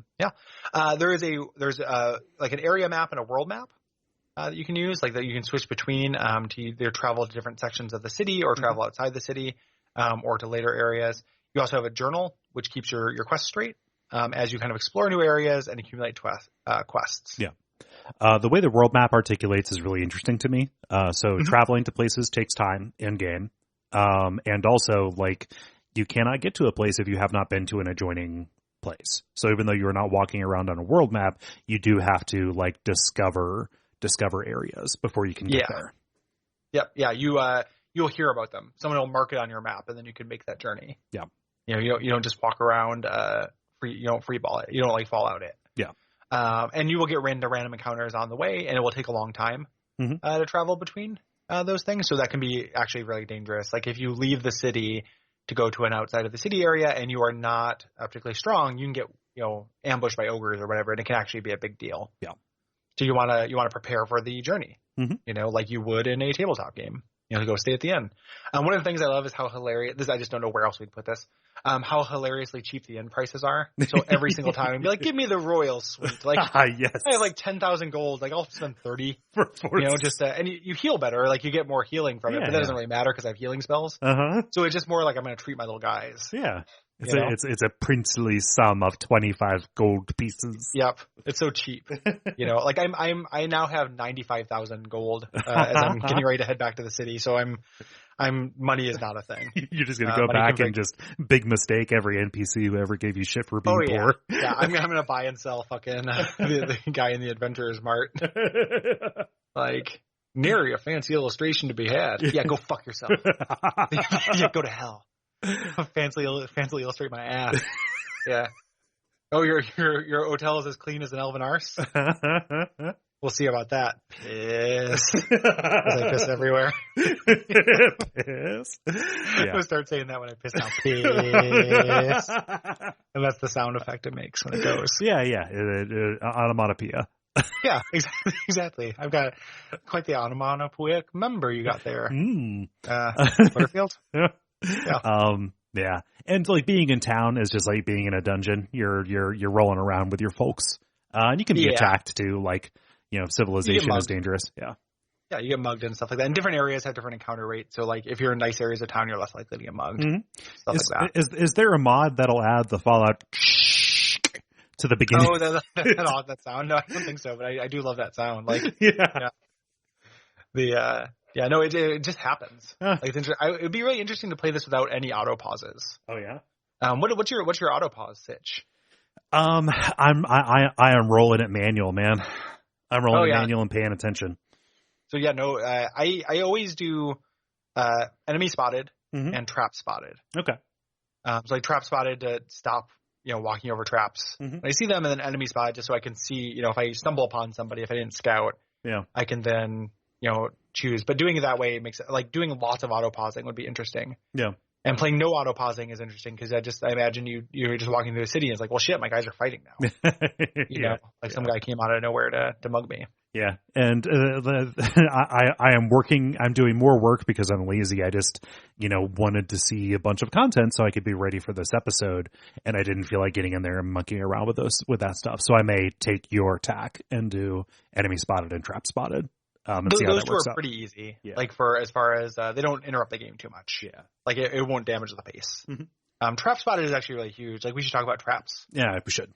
In this. So traps is the main it's what justifies a thief. Yes. Like there are a couple of things to pickpocket in the game, but mostly traps and open locks are the two things your thief's going to do because invisibility is cheap and it's always going to be better for scouting. Mm-hmm.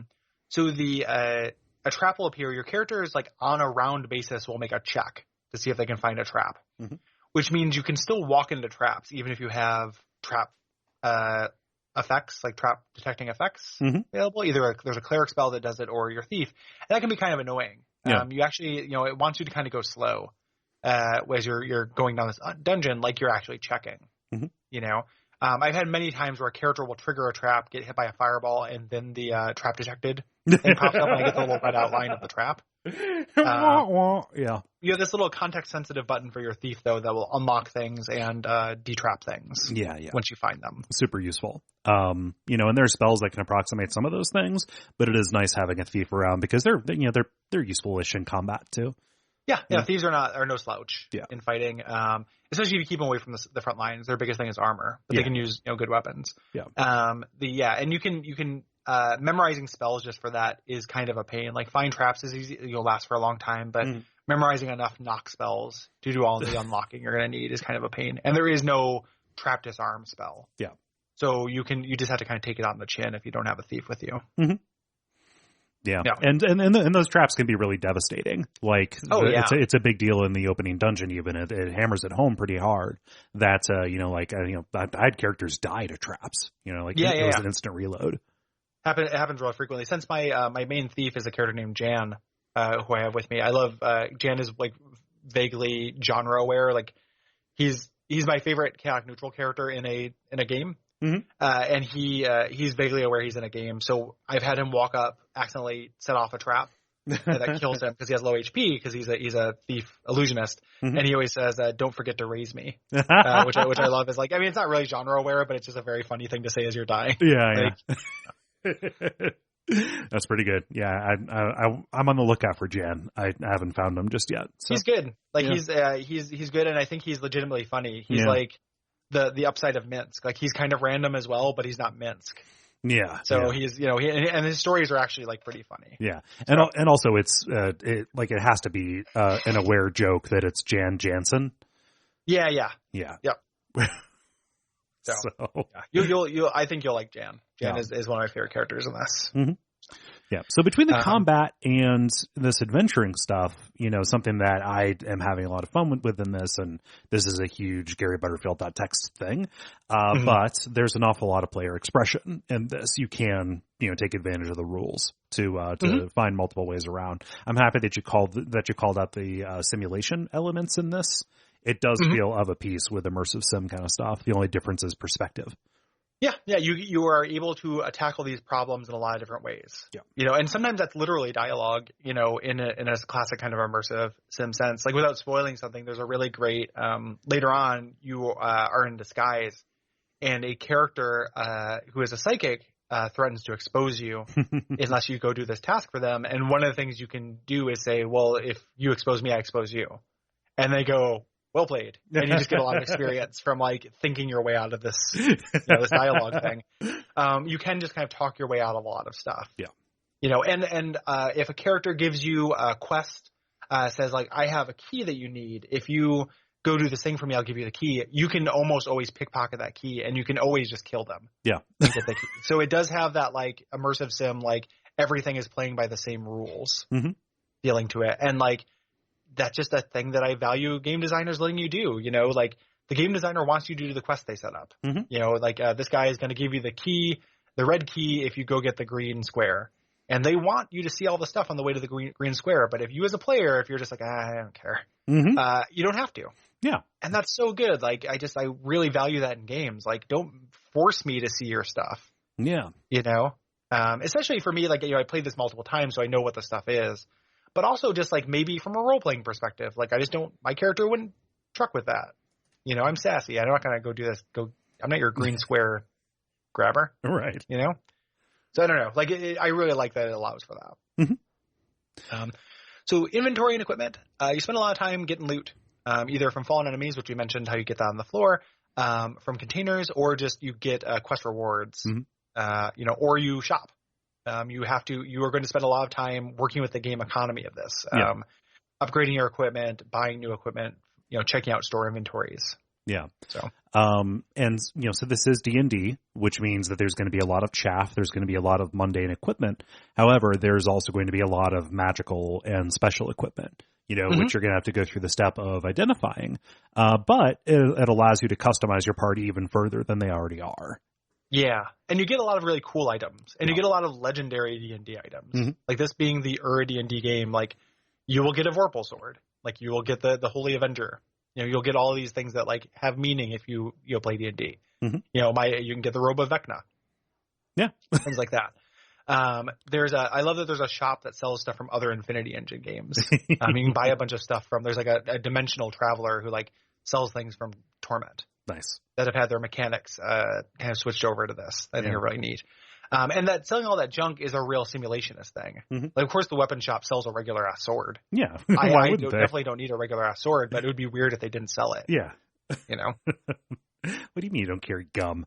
Yeah, exactly. Everybody sells gum. So this means, each character has their own individual inventory. So there's a lot of like moving things around in your inventory and taking up space, which can kind of be a bummer. Like, yeah. It drags the pacing a little bit. You eventually get special containers that help with this. Again, like if I would make one change, like if I made a mod for this, it would just be that you get the potion container, the ammo belt, the scroll thing, and the gem bag all in the first dungeon. Yeah. And you can save the bag of holding for when you get it in the actual game because it feels really cool when you get it. But the other than that, like just make it so you can get all those management simplifying things right away. Yeah, because it makes no sense that I can either hold 5 helmets or 5 helmets or 5 scrolls. 5 pieces of paper.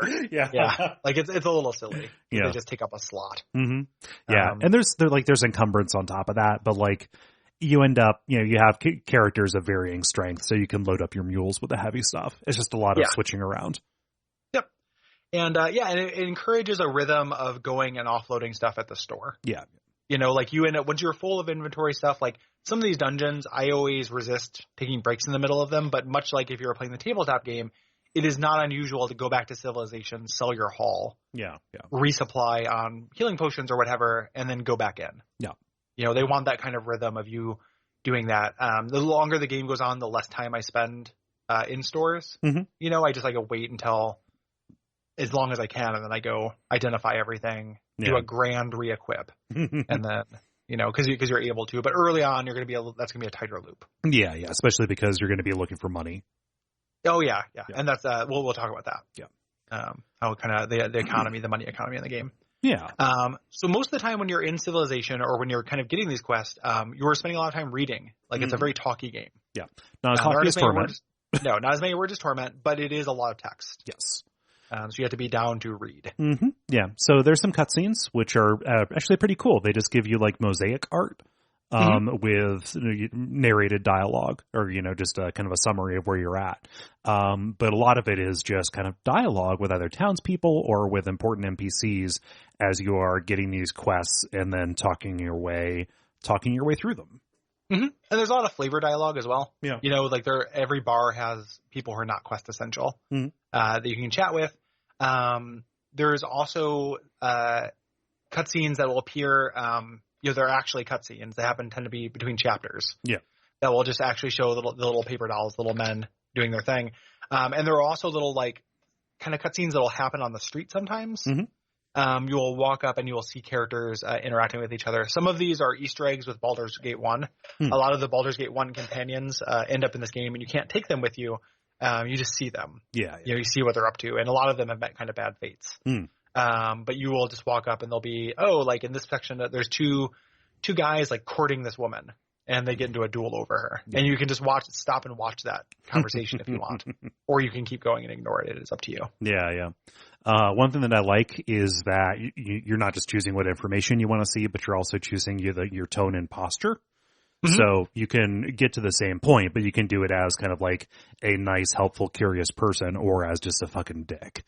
Yeah, or a mercenary person. Like, the fact that this gives you the remit in Chapter 2, which is like one of the genius things about this game, of giving you a real reason to side quest and raise money. Mm-hmm. You can just say, like, I am sympathetic. However, I'm trying to raise a lot of money. Yeah. Like, I'm sorry, but my friend is kidnapped. Or I'm sorry, but this, I have to go kill this fucker.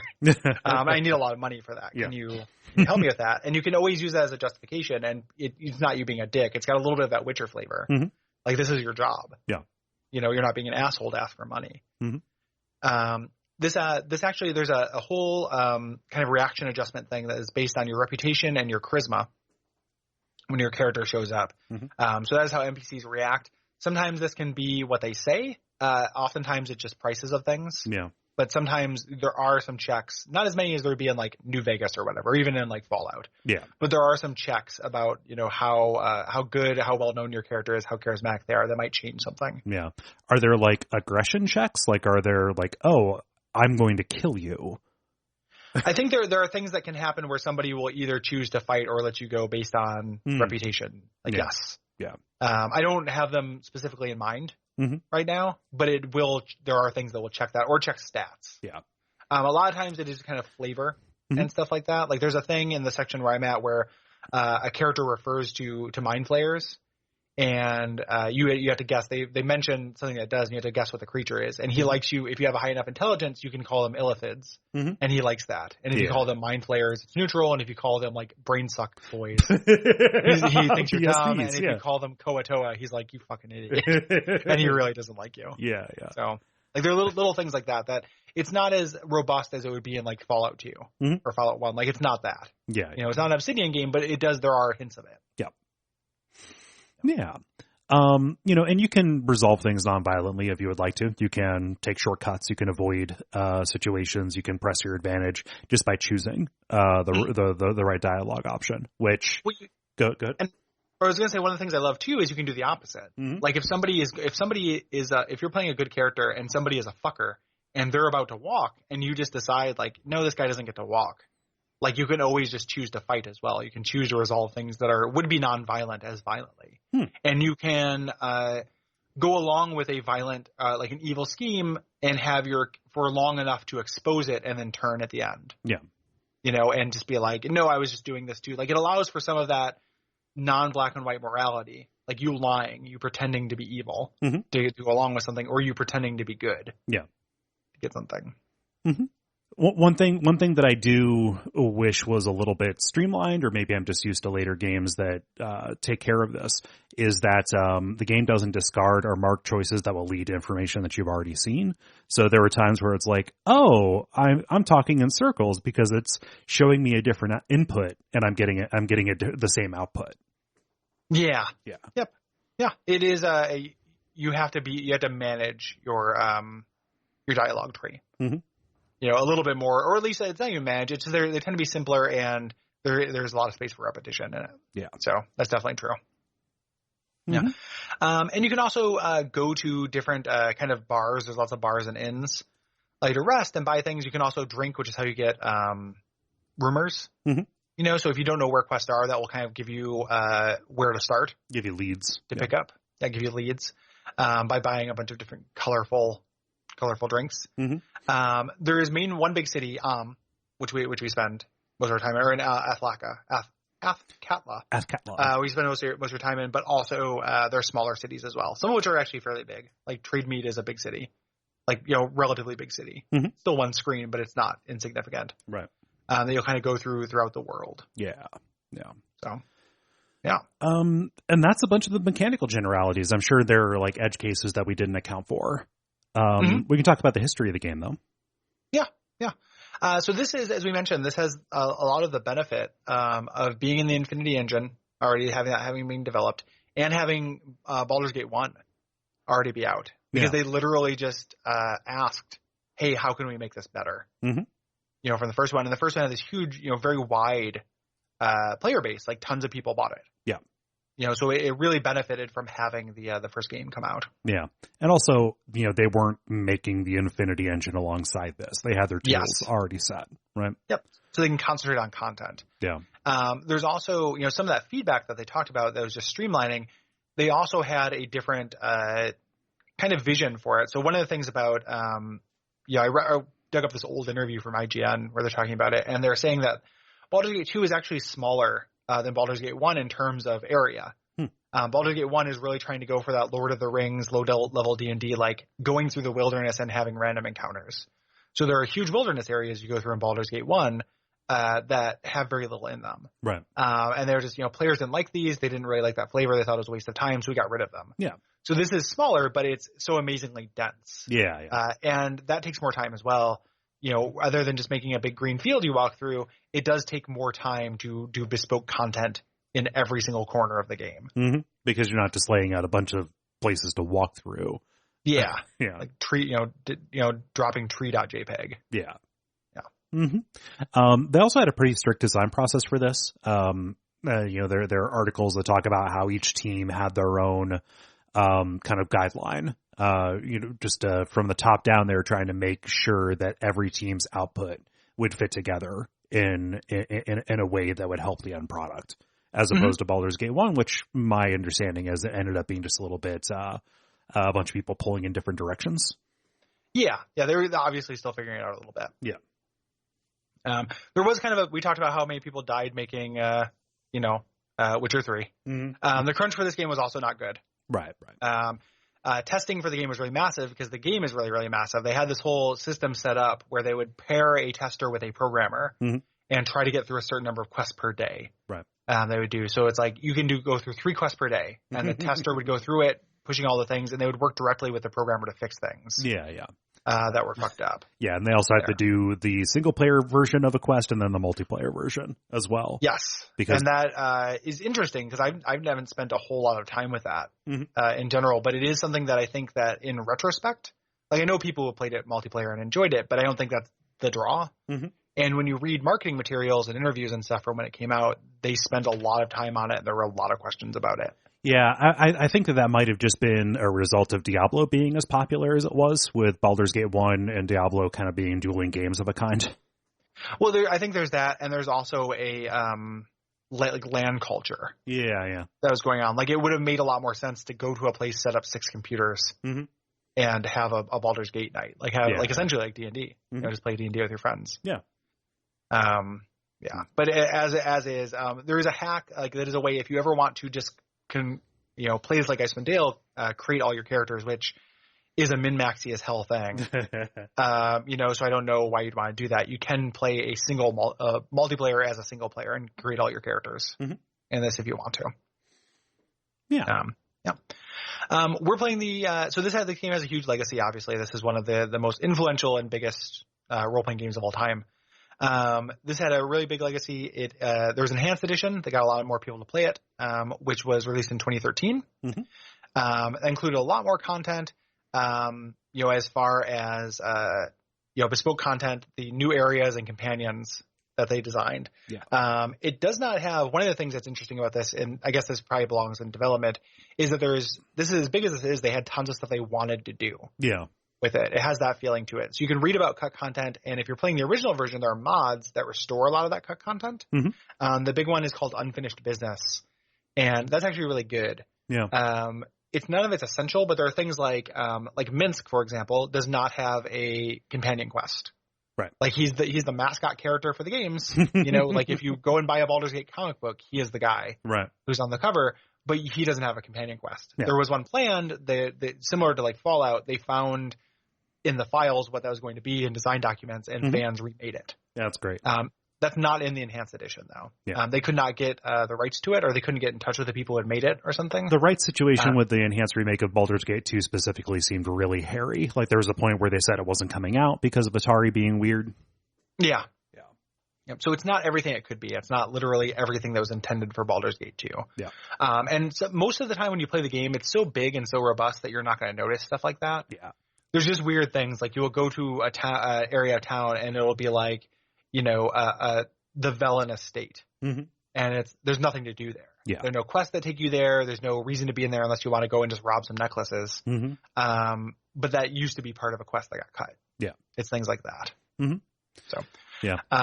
There was an expansion, Throne of Ball, that we talked about. It's a whole other game. Like, that would require a different series of episodes from us. They wouldn't be quite as long. It's not as big, but it's huge. Yeah. And they've even said, like, in interviews, in retrospect, they regret just not calling it Baldur's Gate 3. Yeah. Like, it's essentially Baldur's Gate 3. You don't have to have Baldur's Gate 3 be, twice as big as Baldur's Gate 2. Yeah. It's smaller than Baldur's Gate 2, but it's really big. Yeah. And it completes the story. I don't think that there is another, just in terms of legacy, I don't think there's another game series like this.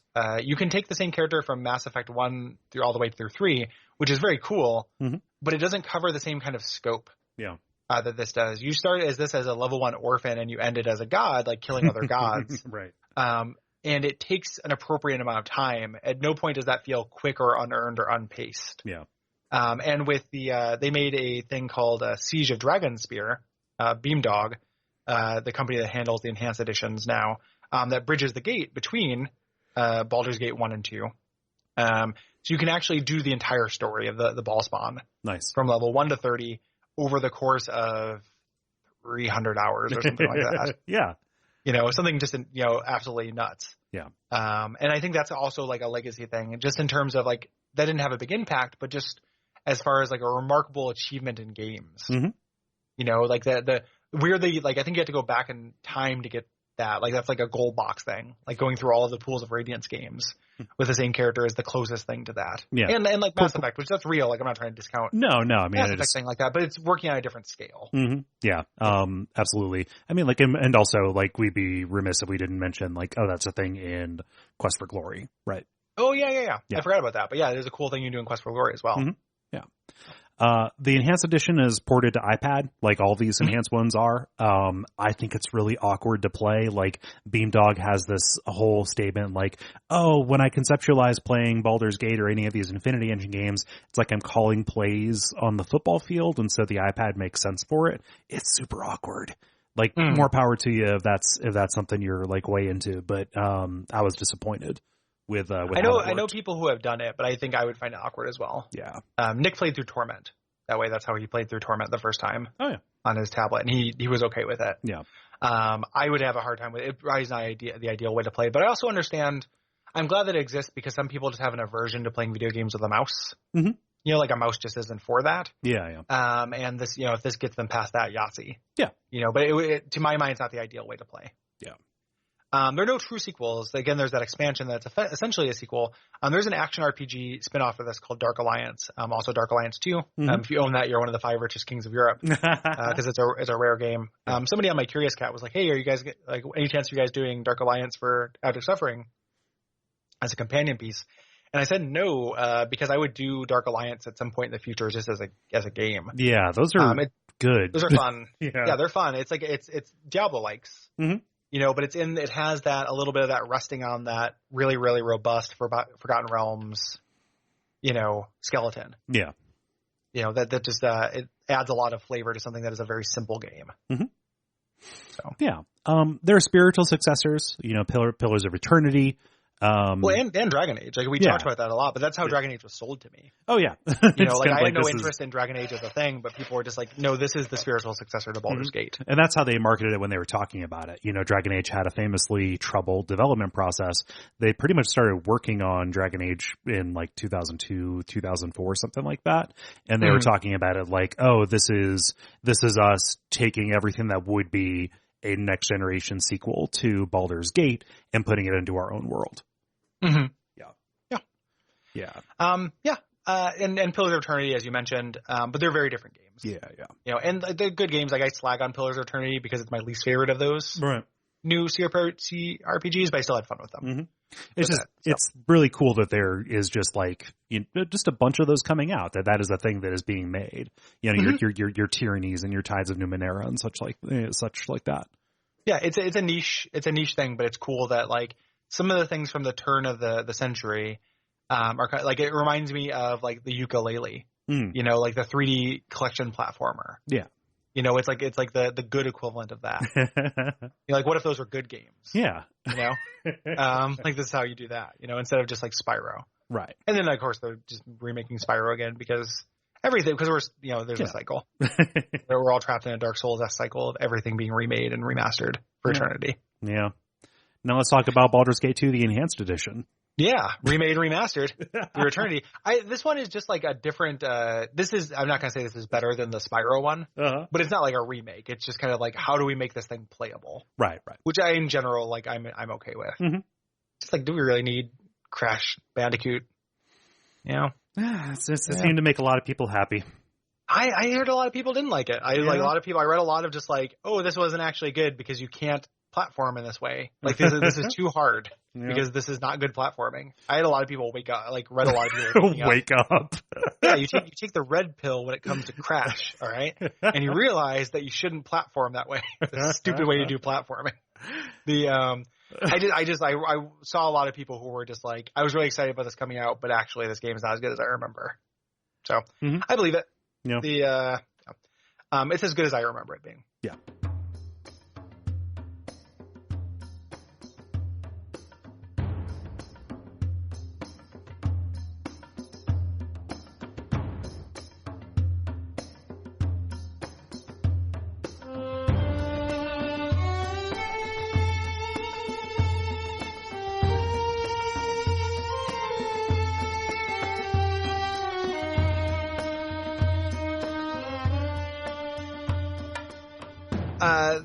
So this starts off with a prologue when you start the game. That essentially talks about it's this like thing from it's like Averell the Sleepy or something. I can't remember the name of the guy who's saying it, but it's the Lord of Murder shall come back. It's this word from prophecy. Right.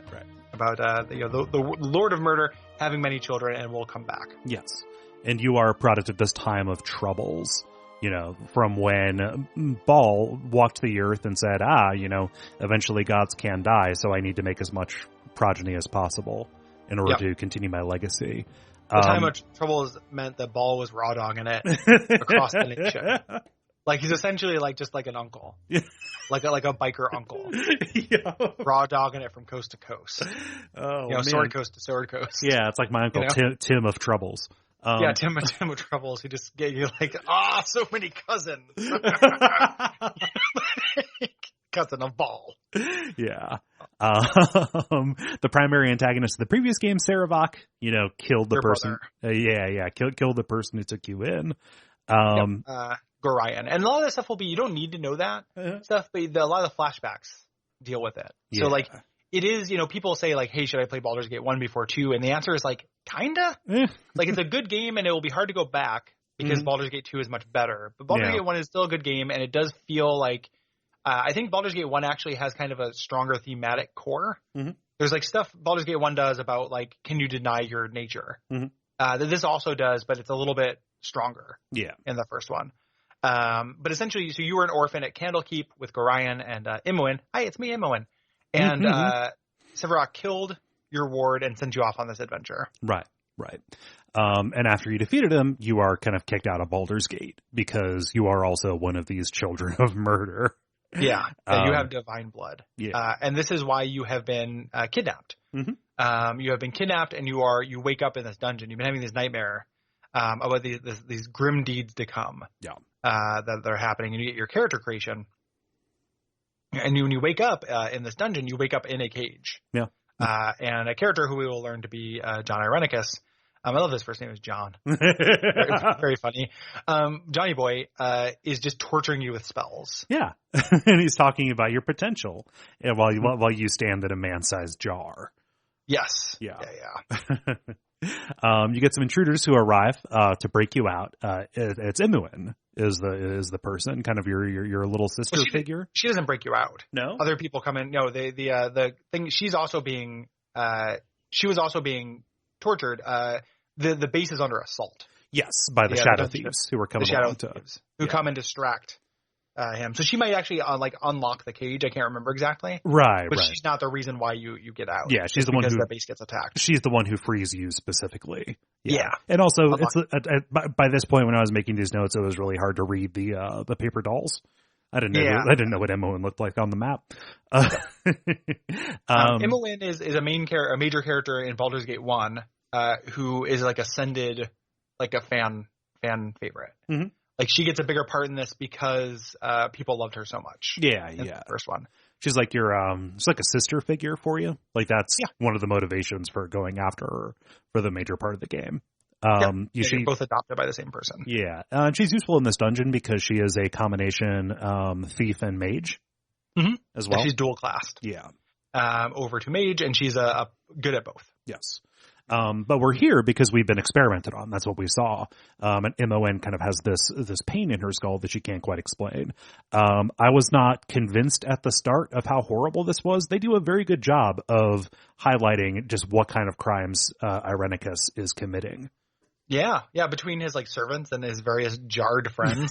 Yep. You know, like you come out of this and it does a little bit of that. And the game underlines it. It's not elegant in this. But a little bit of that Dark Souls, like you walk through Gwyn's work and you see who Gwyn is. Mm-hmm. You walk through Irenicus's area and you find out a lot about him. Yeah. Imoen just straight up says like what kind of person would do this. Like it's not elegant. It's melodrama in a way. It's a rollicking D&D adventure. So they're not allowing the player to kind of come up on that on their own, but they do a good job of expressing the severity of it. Yeah.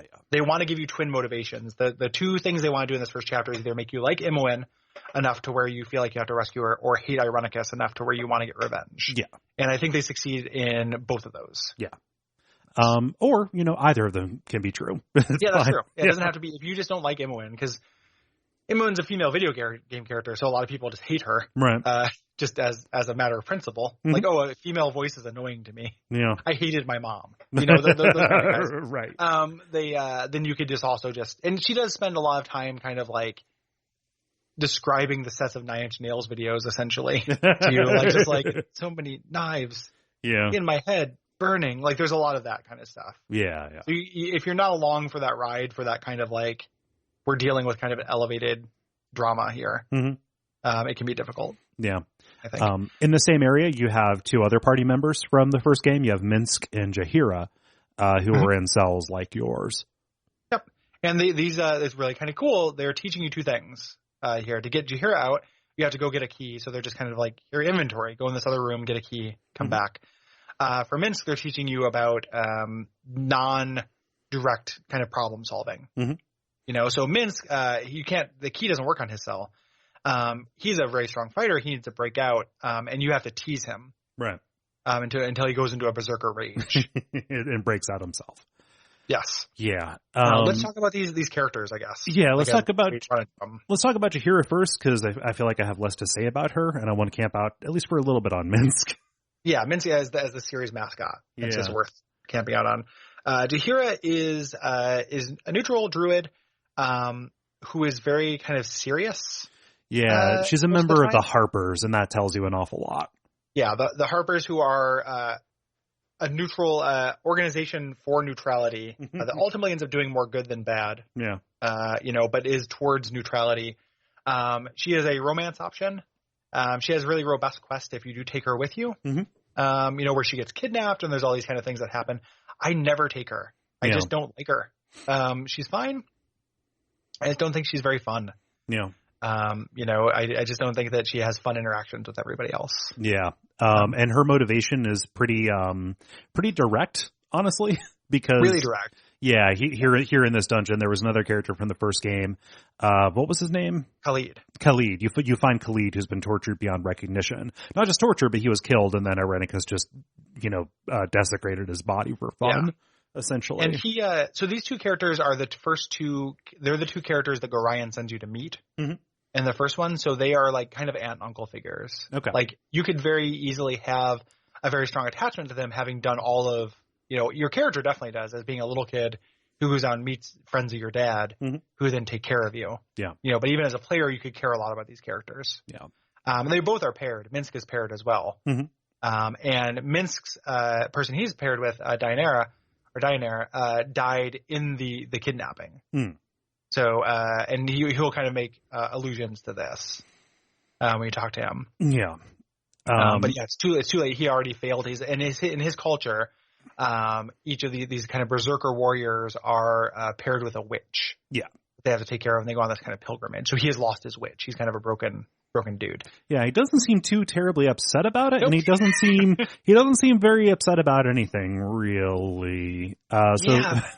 Minsk is a ranger, which is useful, right? Ranger is a very good class. Like he shouldn't have been. Right. They made him a ranger because he wanted to have an animal companion. Right. But he should be a berserker. He's pretty much, and he has like a berserk skill. His cleric spells are for shit. Like he's not a good ranger, but he's essentially a fighter, like a big fighter dude. Yeah.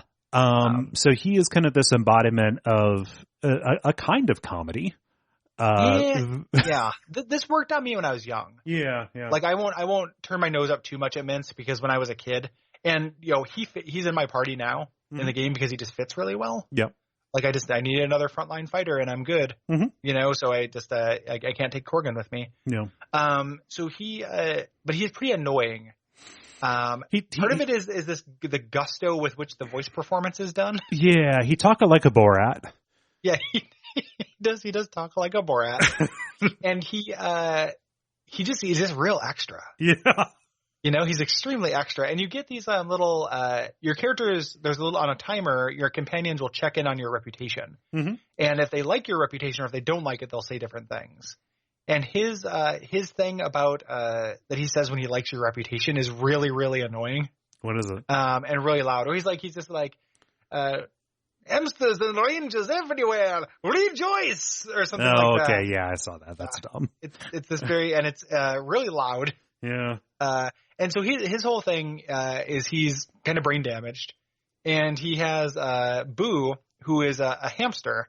That he says is a miniature giant space hamster. Like it's a Spelljammer. Yeah. Like a Spelljammer thing. It's kind of fun. And his cut quest, like it is. Mm-hmm. Like that is what Boo is. And a lot of his his like barks and stuff have to do with Boo, like throwing Boo at the faces of his enemies and stuff. So like at the table, like this might be kind of fun if your friend was just like not doing the voice. And playing this concept of a character. Right. But I do find him annoying. It just shouts all the time. It's too much. You can't have somebody around who's always yelling. Just period. Yeah. What a nightmare. Like nobody yell. Nobody yell. Everybody quiet, please. Yeah, nobody yell. Like it doesn't, there are times to yell, and it's not just when you're walking down a hallway. Christ. Minsk. Yeah. You need to chill. He's so unreasonably powerful though. Like he's extremely strong. He's super useful. I mean, he is MVP in this dungeon for sure. Yeah. Like he's gonna get, he's gonna do a lot of your kills. Yeah.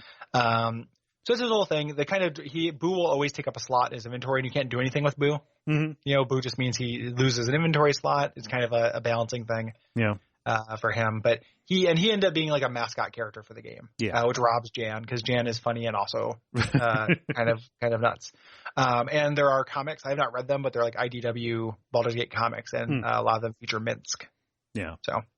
That could be fun. Like if he was just in a comic and I didn't have to hear him, maybe. Yeah, it's really the Sonic part of it. It's really the voice, like literally the Sonic part of it. It's the extraness of it. The Sonic and Sonic Hedgehog part of it. Yeah. There's a fun little bit here when you take him out because you can ask him, where did you hide the hamster? While you were thing, and he said like the line is actually kind of fun where he's just like. So, some things are better left to the sages. Just know that Boo is so very small and there's so much of me to search. Or something like that. Like he says it in kind of, and I was like, there's a written version of this that I like. Yeah. That's kind of like, that's kind of fun. Not there is very much of me and only so much to search. Well, he doesn't say that. He doesn't say that line out loud. Yeah. But like, you can just imagine doing it. And the implication is Boo has been up his butthole, which is like a little weird. A little bit, yeah. Because they're friends. Minks have more hiding places than men. Yeah, exactly. Minks than men. Yeah. Oh, that's how you get him out. Is you have to do this little dialogue puzzle. It's telling you different modes of play. Mm-hmm. So where you get the key from to let Jaheira out is in the side room that has a jailer golem in it. A lot of the automata and even some of just the other people mistake you for Irenicus. Everybody's like, are you the master? Yeah, and that's cool because Irenicus is underestimated. Like this whole thing, the reason why you're able to escape, like he never thought he would ever be attacked. Right. He is arrogant, and that's a real cliche villain flaw, but it's really enacted. Yeah, they commit to it. Yeah. But the jailer golem warns you about this guardian who is in play here, and you also see evidence of this attack that has softened up the that has softened up the perimeter so you can escape. You see all these deceased shadow thieves, and deeper, I guess, more shallow in the dungeon, you find these thieves who are kind of engaging in combat with Irenicus's band of rogues that he keeps around to staff his place. yeah, his various servants and goblins and stuff he just kind of hangs out with. Yeah. Irenicus is weird, and this is like what we find this out later, which is kind of cool, a cool reveal. But like this is hidden underground in a city. Yeah. So he just has like just the idea of this like all this weird stuff teeming down here. Like he's zoned for a machine that makes lightning methods. So you do that. That's again it's actually doing a really good like this tutorial, much like the Temple of Trials in Fallout 2, has a really bad reputation, and it's because the game is good enough that people replay it, so they get sick of it. But like playing it again with a critical eye, like I think it's actually a really good tutorial. Yeah. Because they're teaching you. So here you go into this room where there are these lightning methods. They'll keep being generated until you turn it off. Right. So it's showing you that this is not going to be just necessarily like mindless meat combat. You actually have to look and see what's happening. Like you have to pay attention. Yeah. And speaking of somebody who's coming to this fresh, like I reacted much more better. I reacted to this more favorably than the Temple of Trials because there's a lot of story content in this. It's better than the Temple of Trials. Yeah. But I think that both of those games, like this is much better than that, but both of them have a slightly unearned reputation just because people play the games over and over. Yeah. Like Temple of Trials might be like if it's your first playthrough, you don't need to mod your way past it. Right. But that's one of the first mods people made. Yeah. So after you take care of the lightning methods, you meet a Jinn, Attica or Attack. Here, I don't know how to pronounce that. There's multiple A's. Attaqua. Yeah, Attaka. Probably no U. There's no qua because there's no U. I have no idea. Attaka. But the who poses you this like prisoner's dilemma question. Oh wait, he's a Jinn who watches over a prison, Attica. Oh, there we go. Yeah. Oh, that's pretty good. Yeah, good pull. Okay. Yeah. Sorry. There we go. Continue. No, it's okay. Yeah, it's so he gives you this like prisoner's dilemma style question.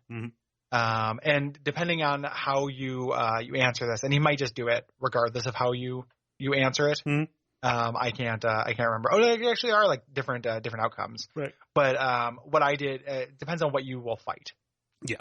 Like so he summons somebody to fight you regardless. Yeah. So I fought an ogre mage. It was fine. Yeah. It just like I fought a bunch of weak things, like weak little spellcasters. Now I fight a big strong spellcaster. It's good. And this is before the actual mage fights. So once we get to the first real one of those, we'll have to camp out on a little bit because it's mages are the major threat in this game. Yeah. Kind of big meat things and dragons, like when you get to dragons, but kind of big meat things were the main threat in the first game, and they really upped how powerful mages were. Yeah. So this ogre mage is not a big deal, but later it will be. So after you complete this task, he says you have to seek out Rylev and offer him the release that he craves. Offer him the content that he craves. And show Rylev the forbidden memes, and he will help you out of the dungeon. Yep. Have you seen this moth? Those lamps. This cat? Yes, master. I love lamp as well. Revlev is not too far away. He's in he is also in a man-sized jar, a different kind of man-sized jar. Yeah, well, it's a gigantic. He's got like a battery full of just these failed clones, and then also people like Revlev. Yeah, like failed clones will come later. These are like weird little servants and stuff. Yeah, just people who offered up basically their essence in order to be experimented on. Yeah, and the Rylev is a real sad little story. Like it's not like you're gonna cry about it, but it's. Again, just painting this picture of Irenicus, where Irenicus like offered his own servitude for immortality, but then once Irenicus didn't need him anymore, he just forgot him. Yeah, and Rylev has no idea whether he's alive or dead. Like it's all pain at this point. Yeah, and he trusted Irenicus. He trusted the master. Yeah, yep. Irenicus, bad dude. Yeah. He says, "Hey, take the power cells from a jar to kill me. You do so and give him relief." Your whole party comments on this. And then with this, you can also grab this activation stone here to that's for later. You have the power cell tossed at the tortured ones. Yeah. The activation stone will allow you to unleash the sewer golem, the janitor. Right. But you go over to another room full of people in jars. Yeah. Essentially other specimens, and you can talk to them. They can't hear you. Right. But they just they're just being tortured. Well, eternity. I mean, and they've only ever had Irenicus here before, so they are just immediately launching into accusations and reading the riot act to who they assume is Irenicus. And they have no power, and you have no power to free them. Right. Like, it is just this travesty that continues even to this day. Yeah. Even when you have the powers of the ball, you can't go down and free these people. Nope. So, nope. Yeah. Eventually you find the sewer golem, who's really just kind of the foreman. The person who actually does the dirty work is the guardian. You issue the command, so he'll open up the hatch and go in, and it's an Atu. Yep. So there's a dungeon ecology here. Yes. Irenicus throws all his trash and shit into this thing for this critter to eat. Yes. This is an okay fight. This is kind of the introduction to poison and status effects more generally. Mm-hmm. Yeah. One of the ways, so your character will have a bunch of inherent abilities, your main character will. Mm-hmm. And I think all alignments start with slow poison. Okay. And slow poison, and this always confused me, just neutralizes poison. Yeah. You can learn slow poison and neutralize poison, and they both neutralize poison. Yeah. I think slow poison just stops it from hurting you long enough for it to wear off is the in-universe explanation. Yeah, but the time scales are so weird that Yeah. And poison, it's kind of a bummer, like poison and disease have the same symbol. Mm-hmm. And disease is serious they're wildly different. Yeah. Yeah, disease is real serious. Like, yeah, you can't stop it with a poison release thing. You have a special potion. And a disease is a real big deal. Yeah. I usually end up waiting it out and just like burning all my healing spells. Mm-hmm. Because disease is a big deal.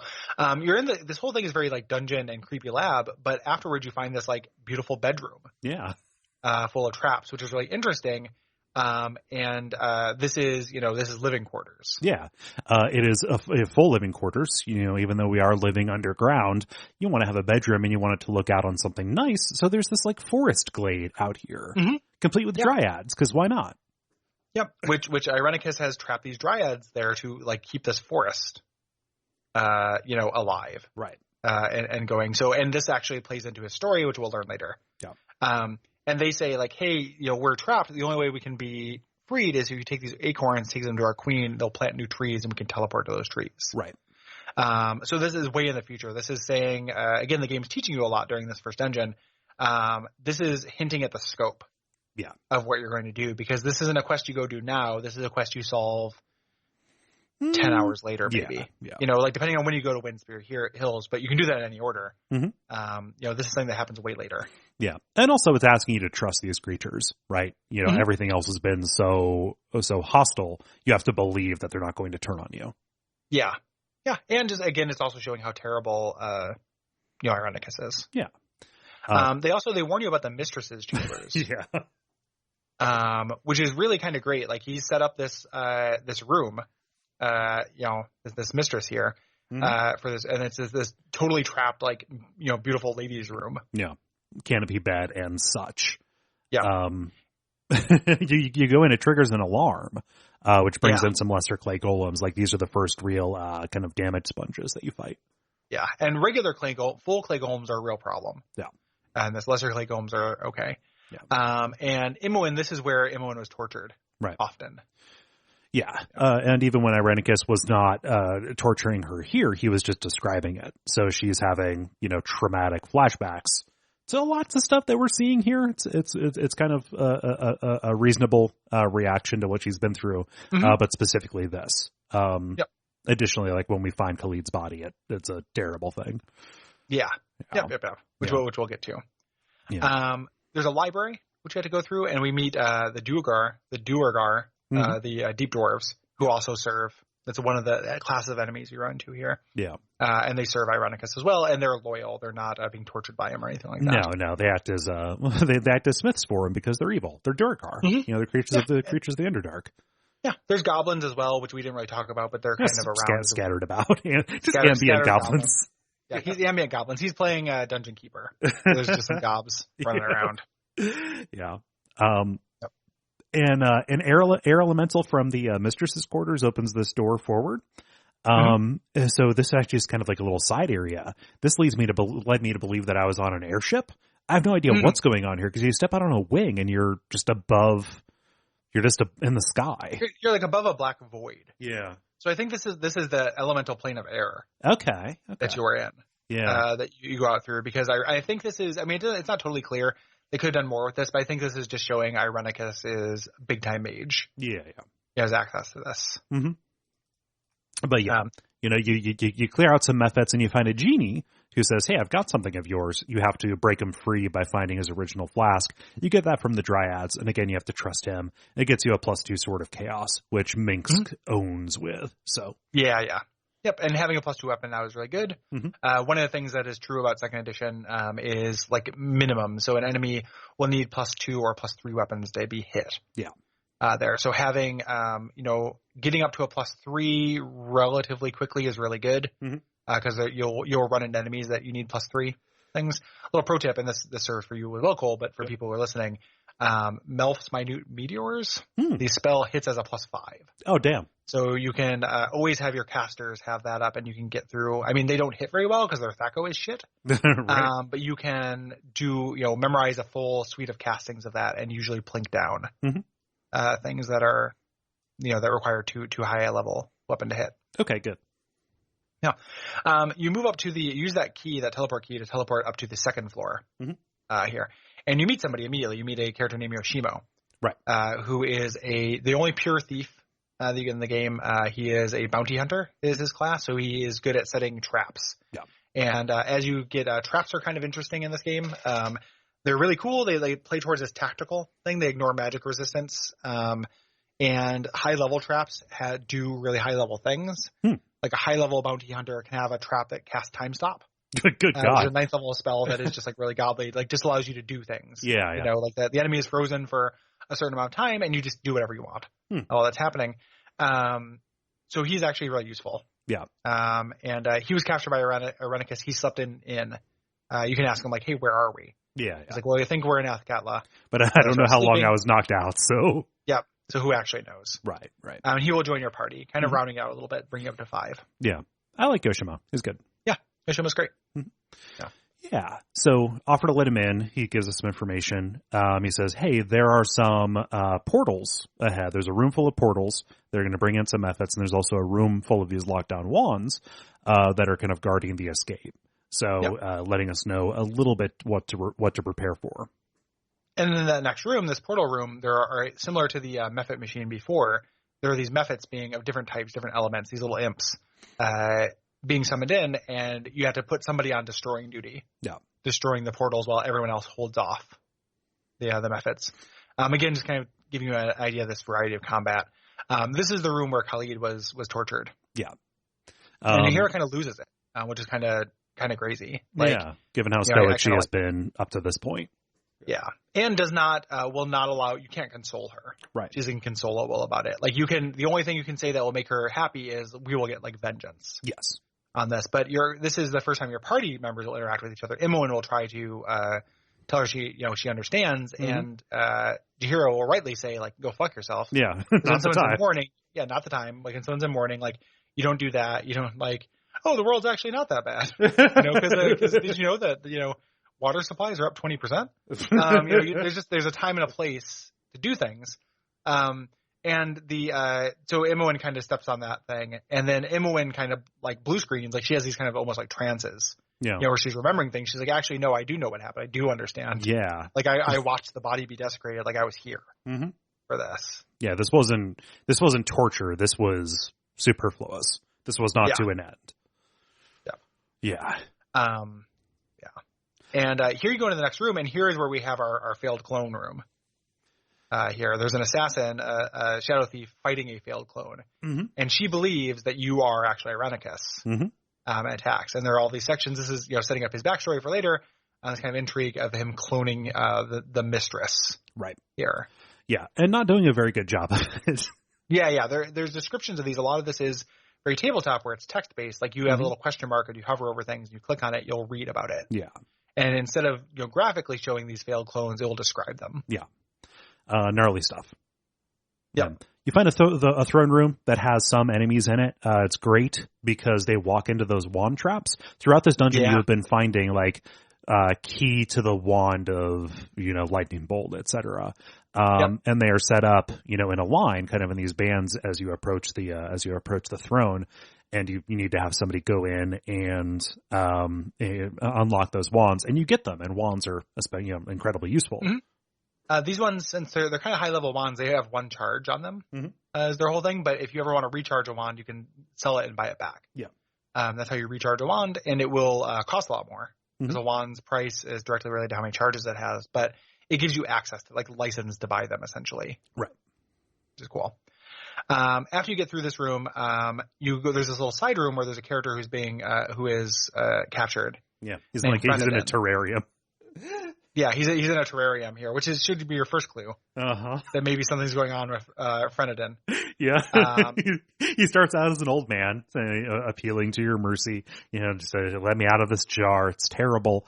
If you say no, and you can just say yes at any point. Like you can just be yeah, and then he'll follow you out for a little while until he betrays you. Right. You can express skepticism. Yeah, or if you just ask him any questions at all, he'll say, "Okay, this isn't working." Then he turns into a young boy, like a little urchin. Yep. And this turns out he's a doppelganger. Which doppelgangers are great, and they are primary antagonist in Baldur's Gate 1. Your character can even say, "I've had enough of doppelgangers," so get to the point. Exactly. Yeah. And this is just kind of a little nod to Baldur's Gate 1. Yeah. There isn't a heavy doppelganger presence in Baldur's Gate 2. But yeah. As you continue kind of forward, leaving, you run into this vampire named Ulvaril. She's fighting some assassins, and we find out who they are. This is where they get a name. They're the Shadow Thieves. Yeah. And they're looking for Irenicus as well. And don't seem to be too fond of vampires as well. Ulvaril will escape unless you make a real point to kill her quickly. Yep. Yeah. And you are kind of not kitted to fight vampires right now. No. Like spoiler, like you will fight vampires in this game, and they require like a kind of a specific loadout. Yeah, they're a big deal. So, yeah, vampires are tough stuff. And you also fight the rest of the Duergar there. Yeah. As you eventually find the exit, you leave. You get this narration, essentially just summing up what happened. And you find out Irenicus has left. You've busted open this hole in this like major marketplace. You're like in the center of the city, like at the center of this bazaar where a circus is happening. Yeah, exactly. Like it's the city center, and that's where he had his lab underneath that. And he starts doing his village speech, or his villain speech, not his village speech.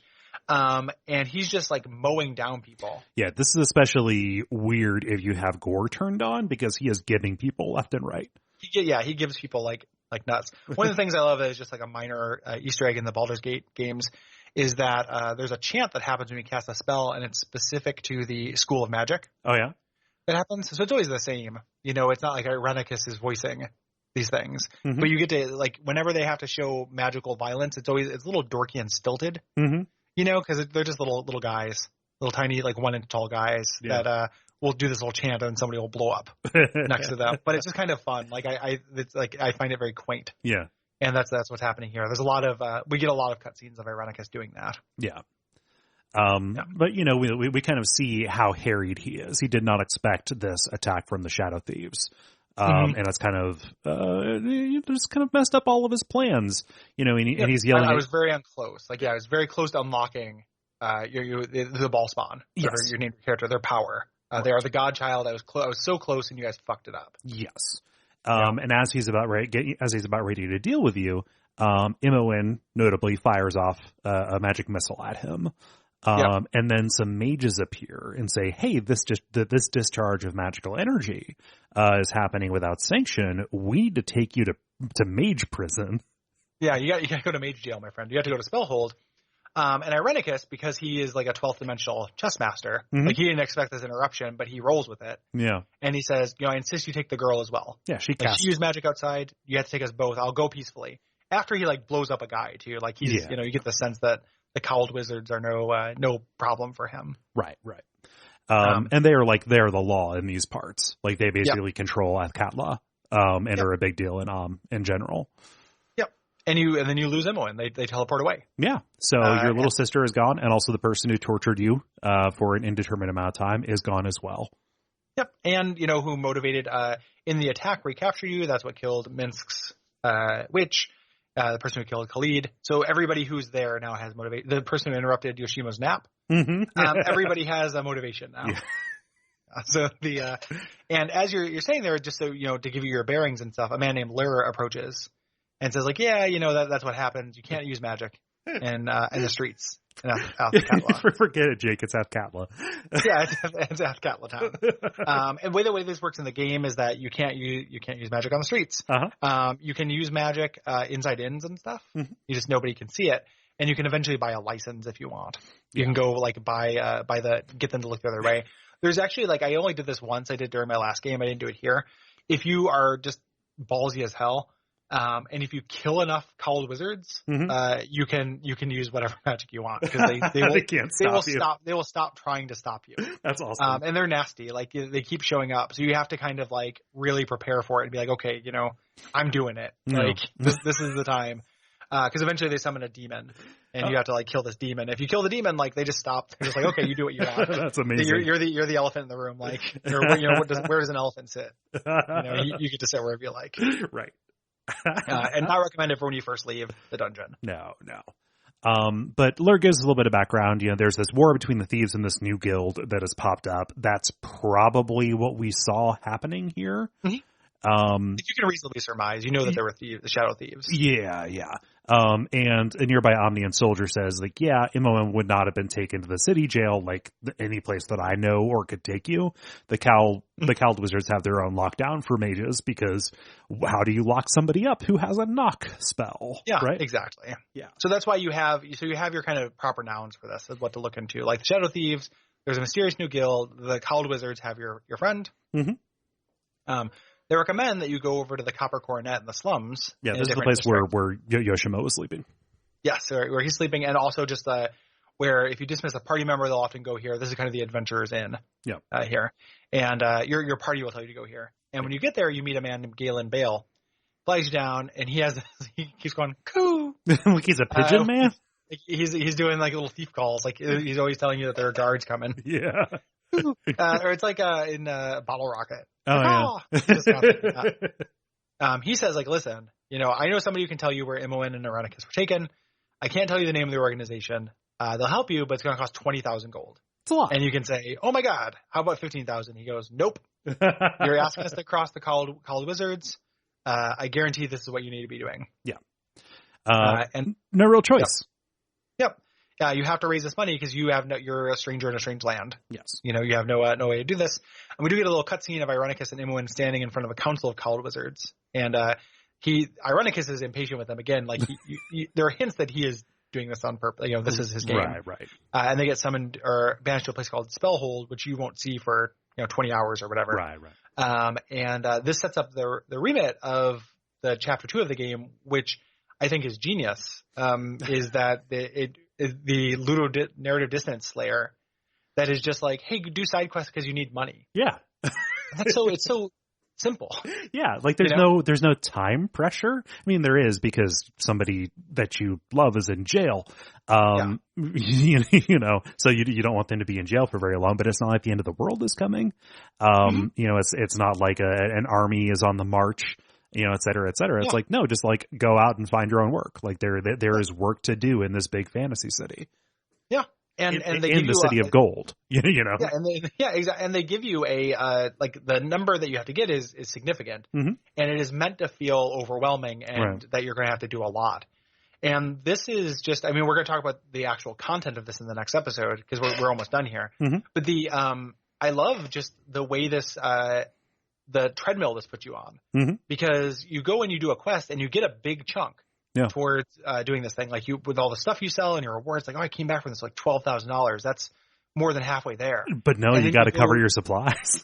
You got to cover your supplies, and then you find out, you want me to go actually, there's a cult in the sewer. I have to go, man, I'm going to have to be pretty kitted out for that. Well, I'm going to go spend 10,000 of that on new gear. And this is how you get more powerful. Yeah. The game wants you to do that. You're not supposed to save up and then once you get to the 20,000, you're just done. They want to put you on this treadmill. And mm-hmm.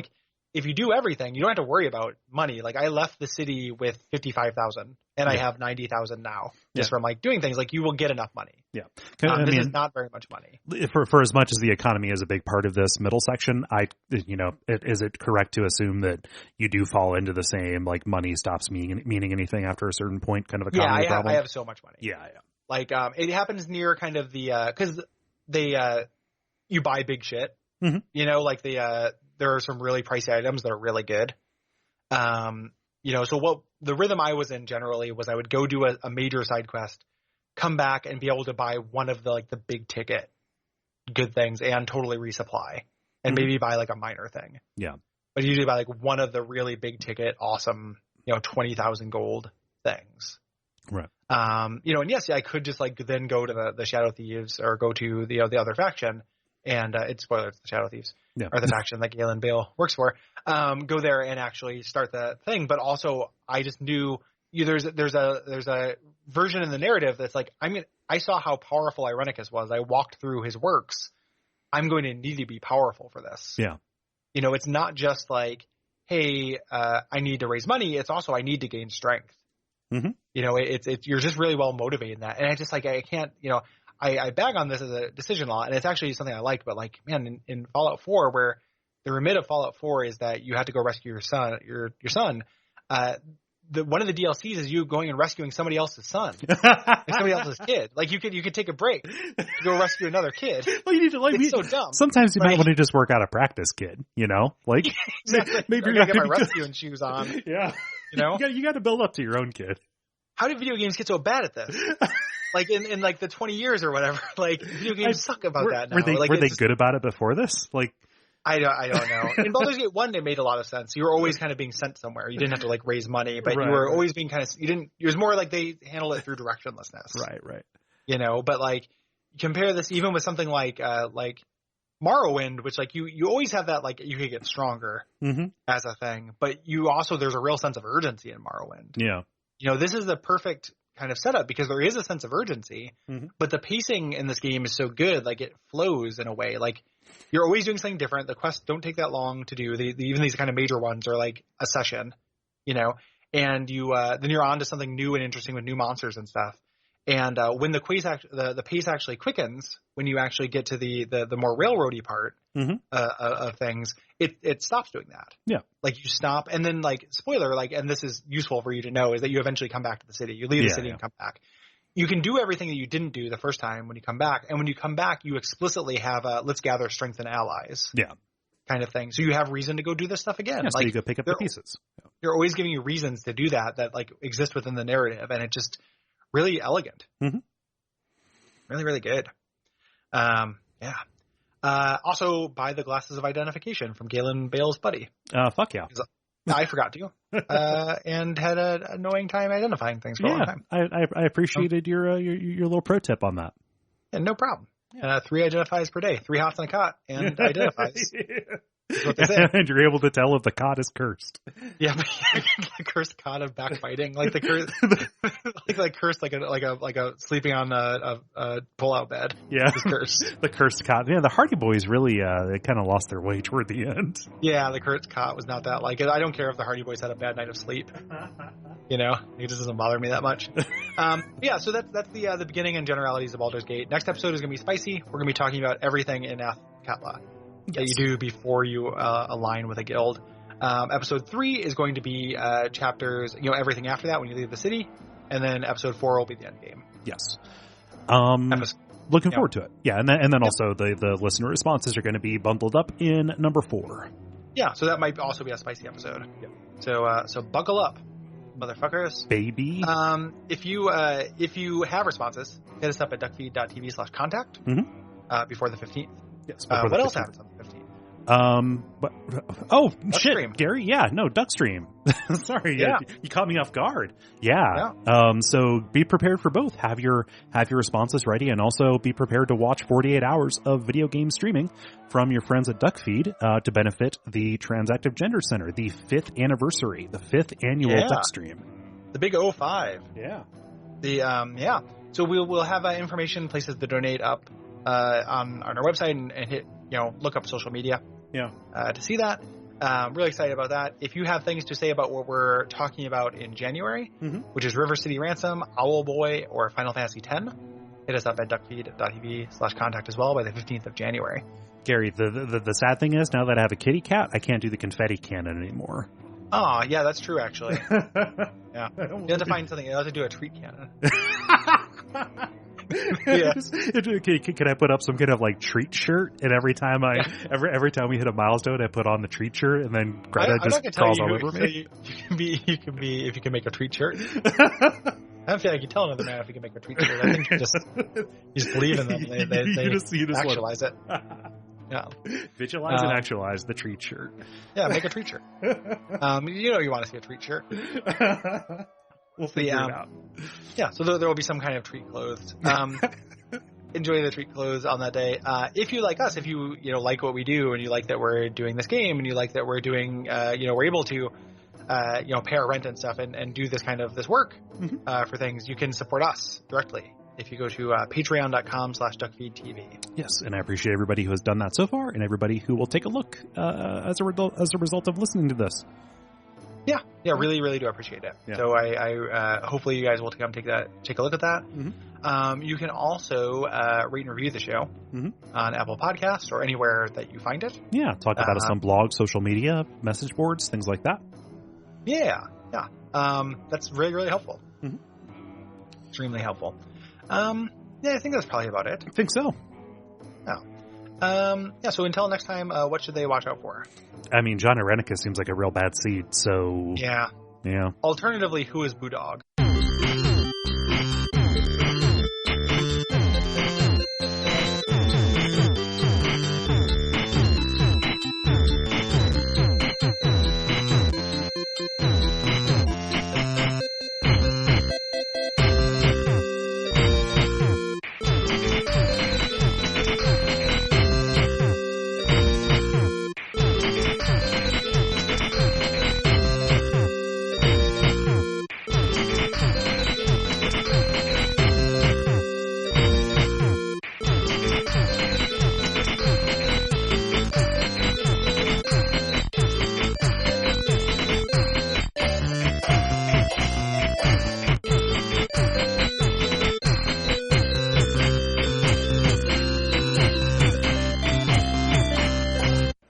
Big sigh, here's our boy.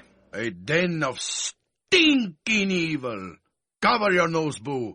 We will leave no crevice untouched. We are all heroes. You and Boo and I. Hamsters and rangers everywhere. Rejoice!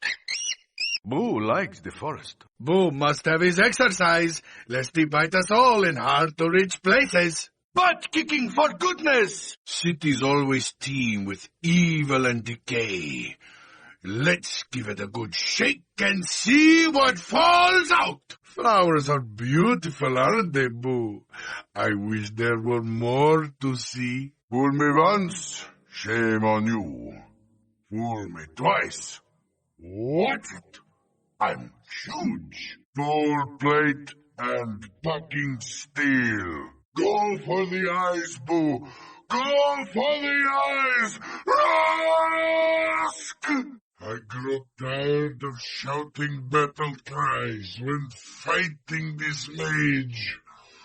Boo will finish his eyeballs once and for all, so he does not rise again. Evil, meet my sword. Sword, meet evil!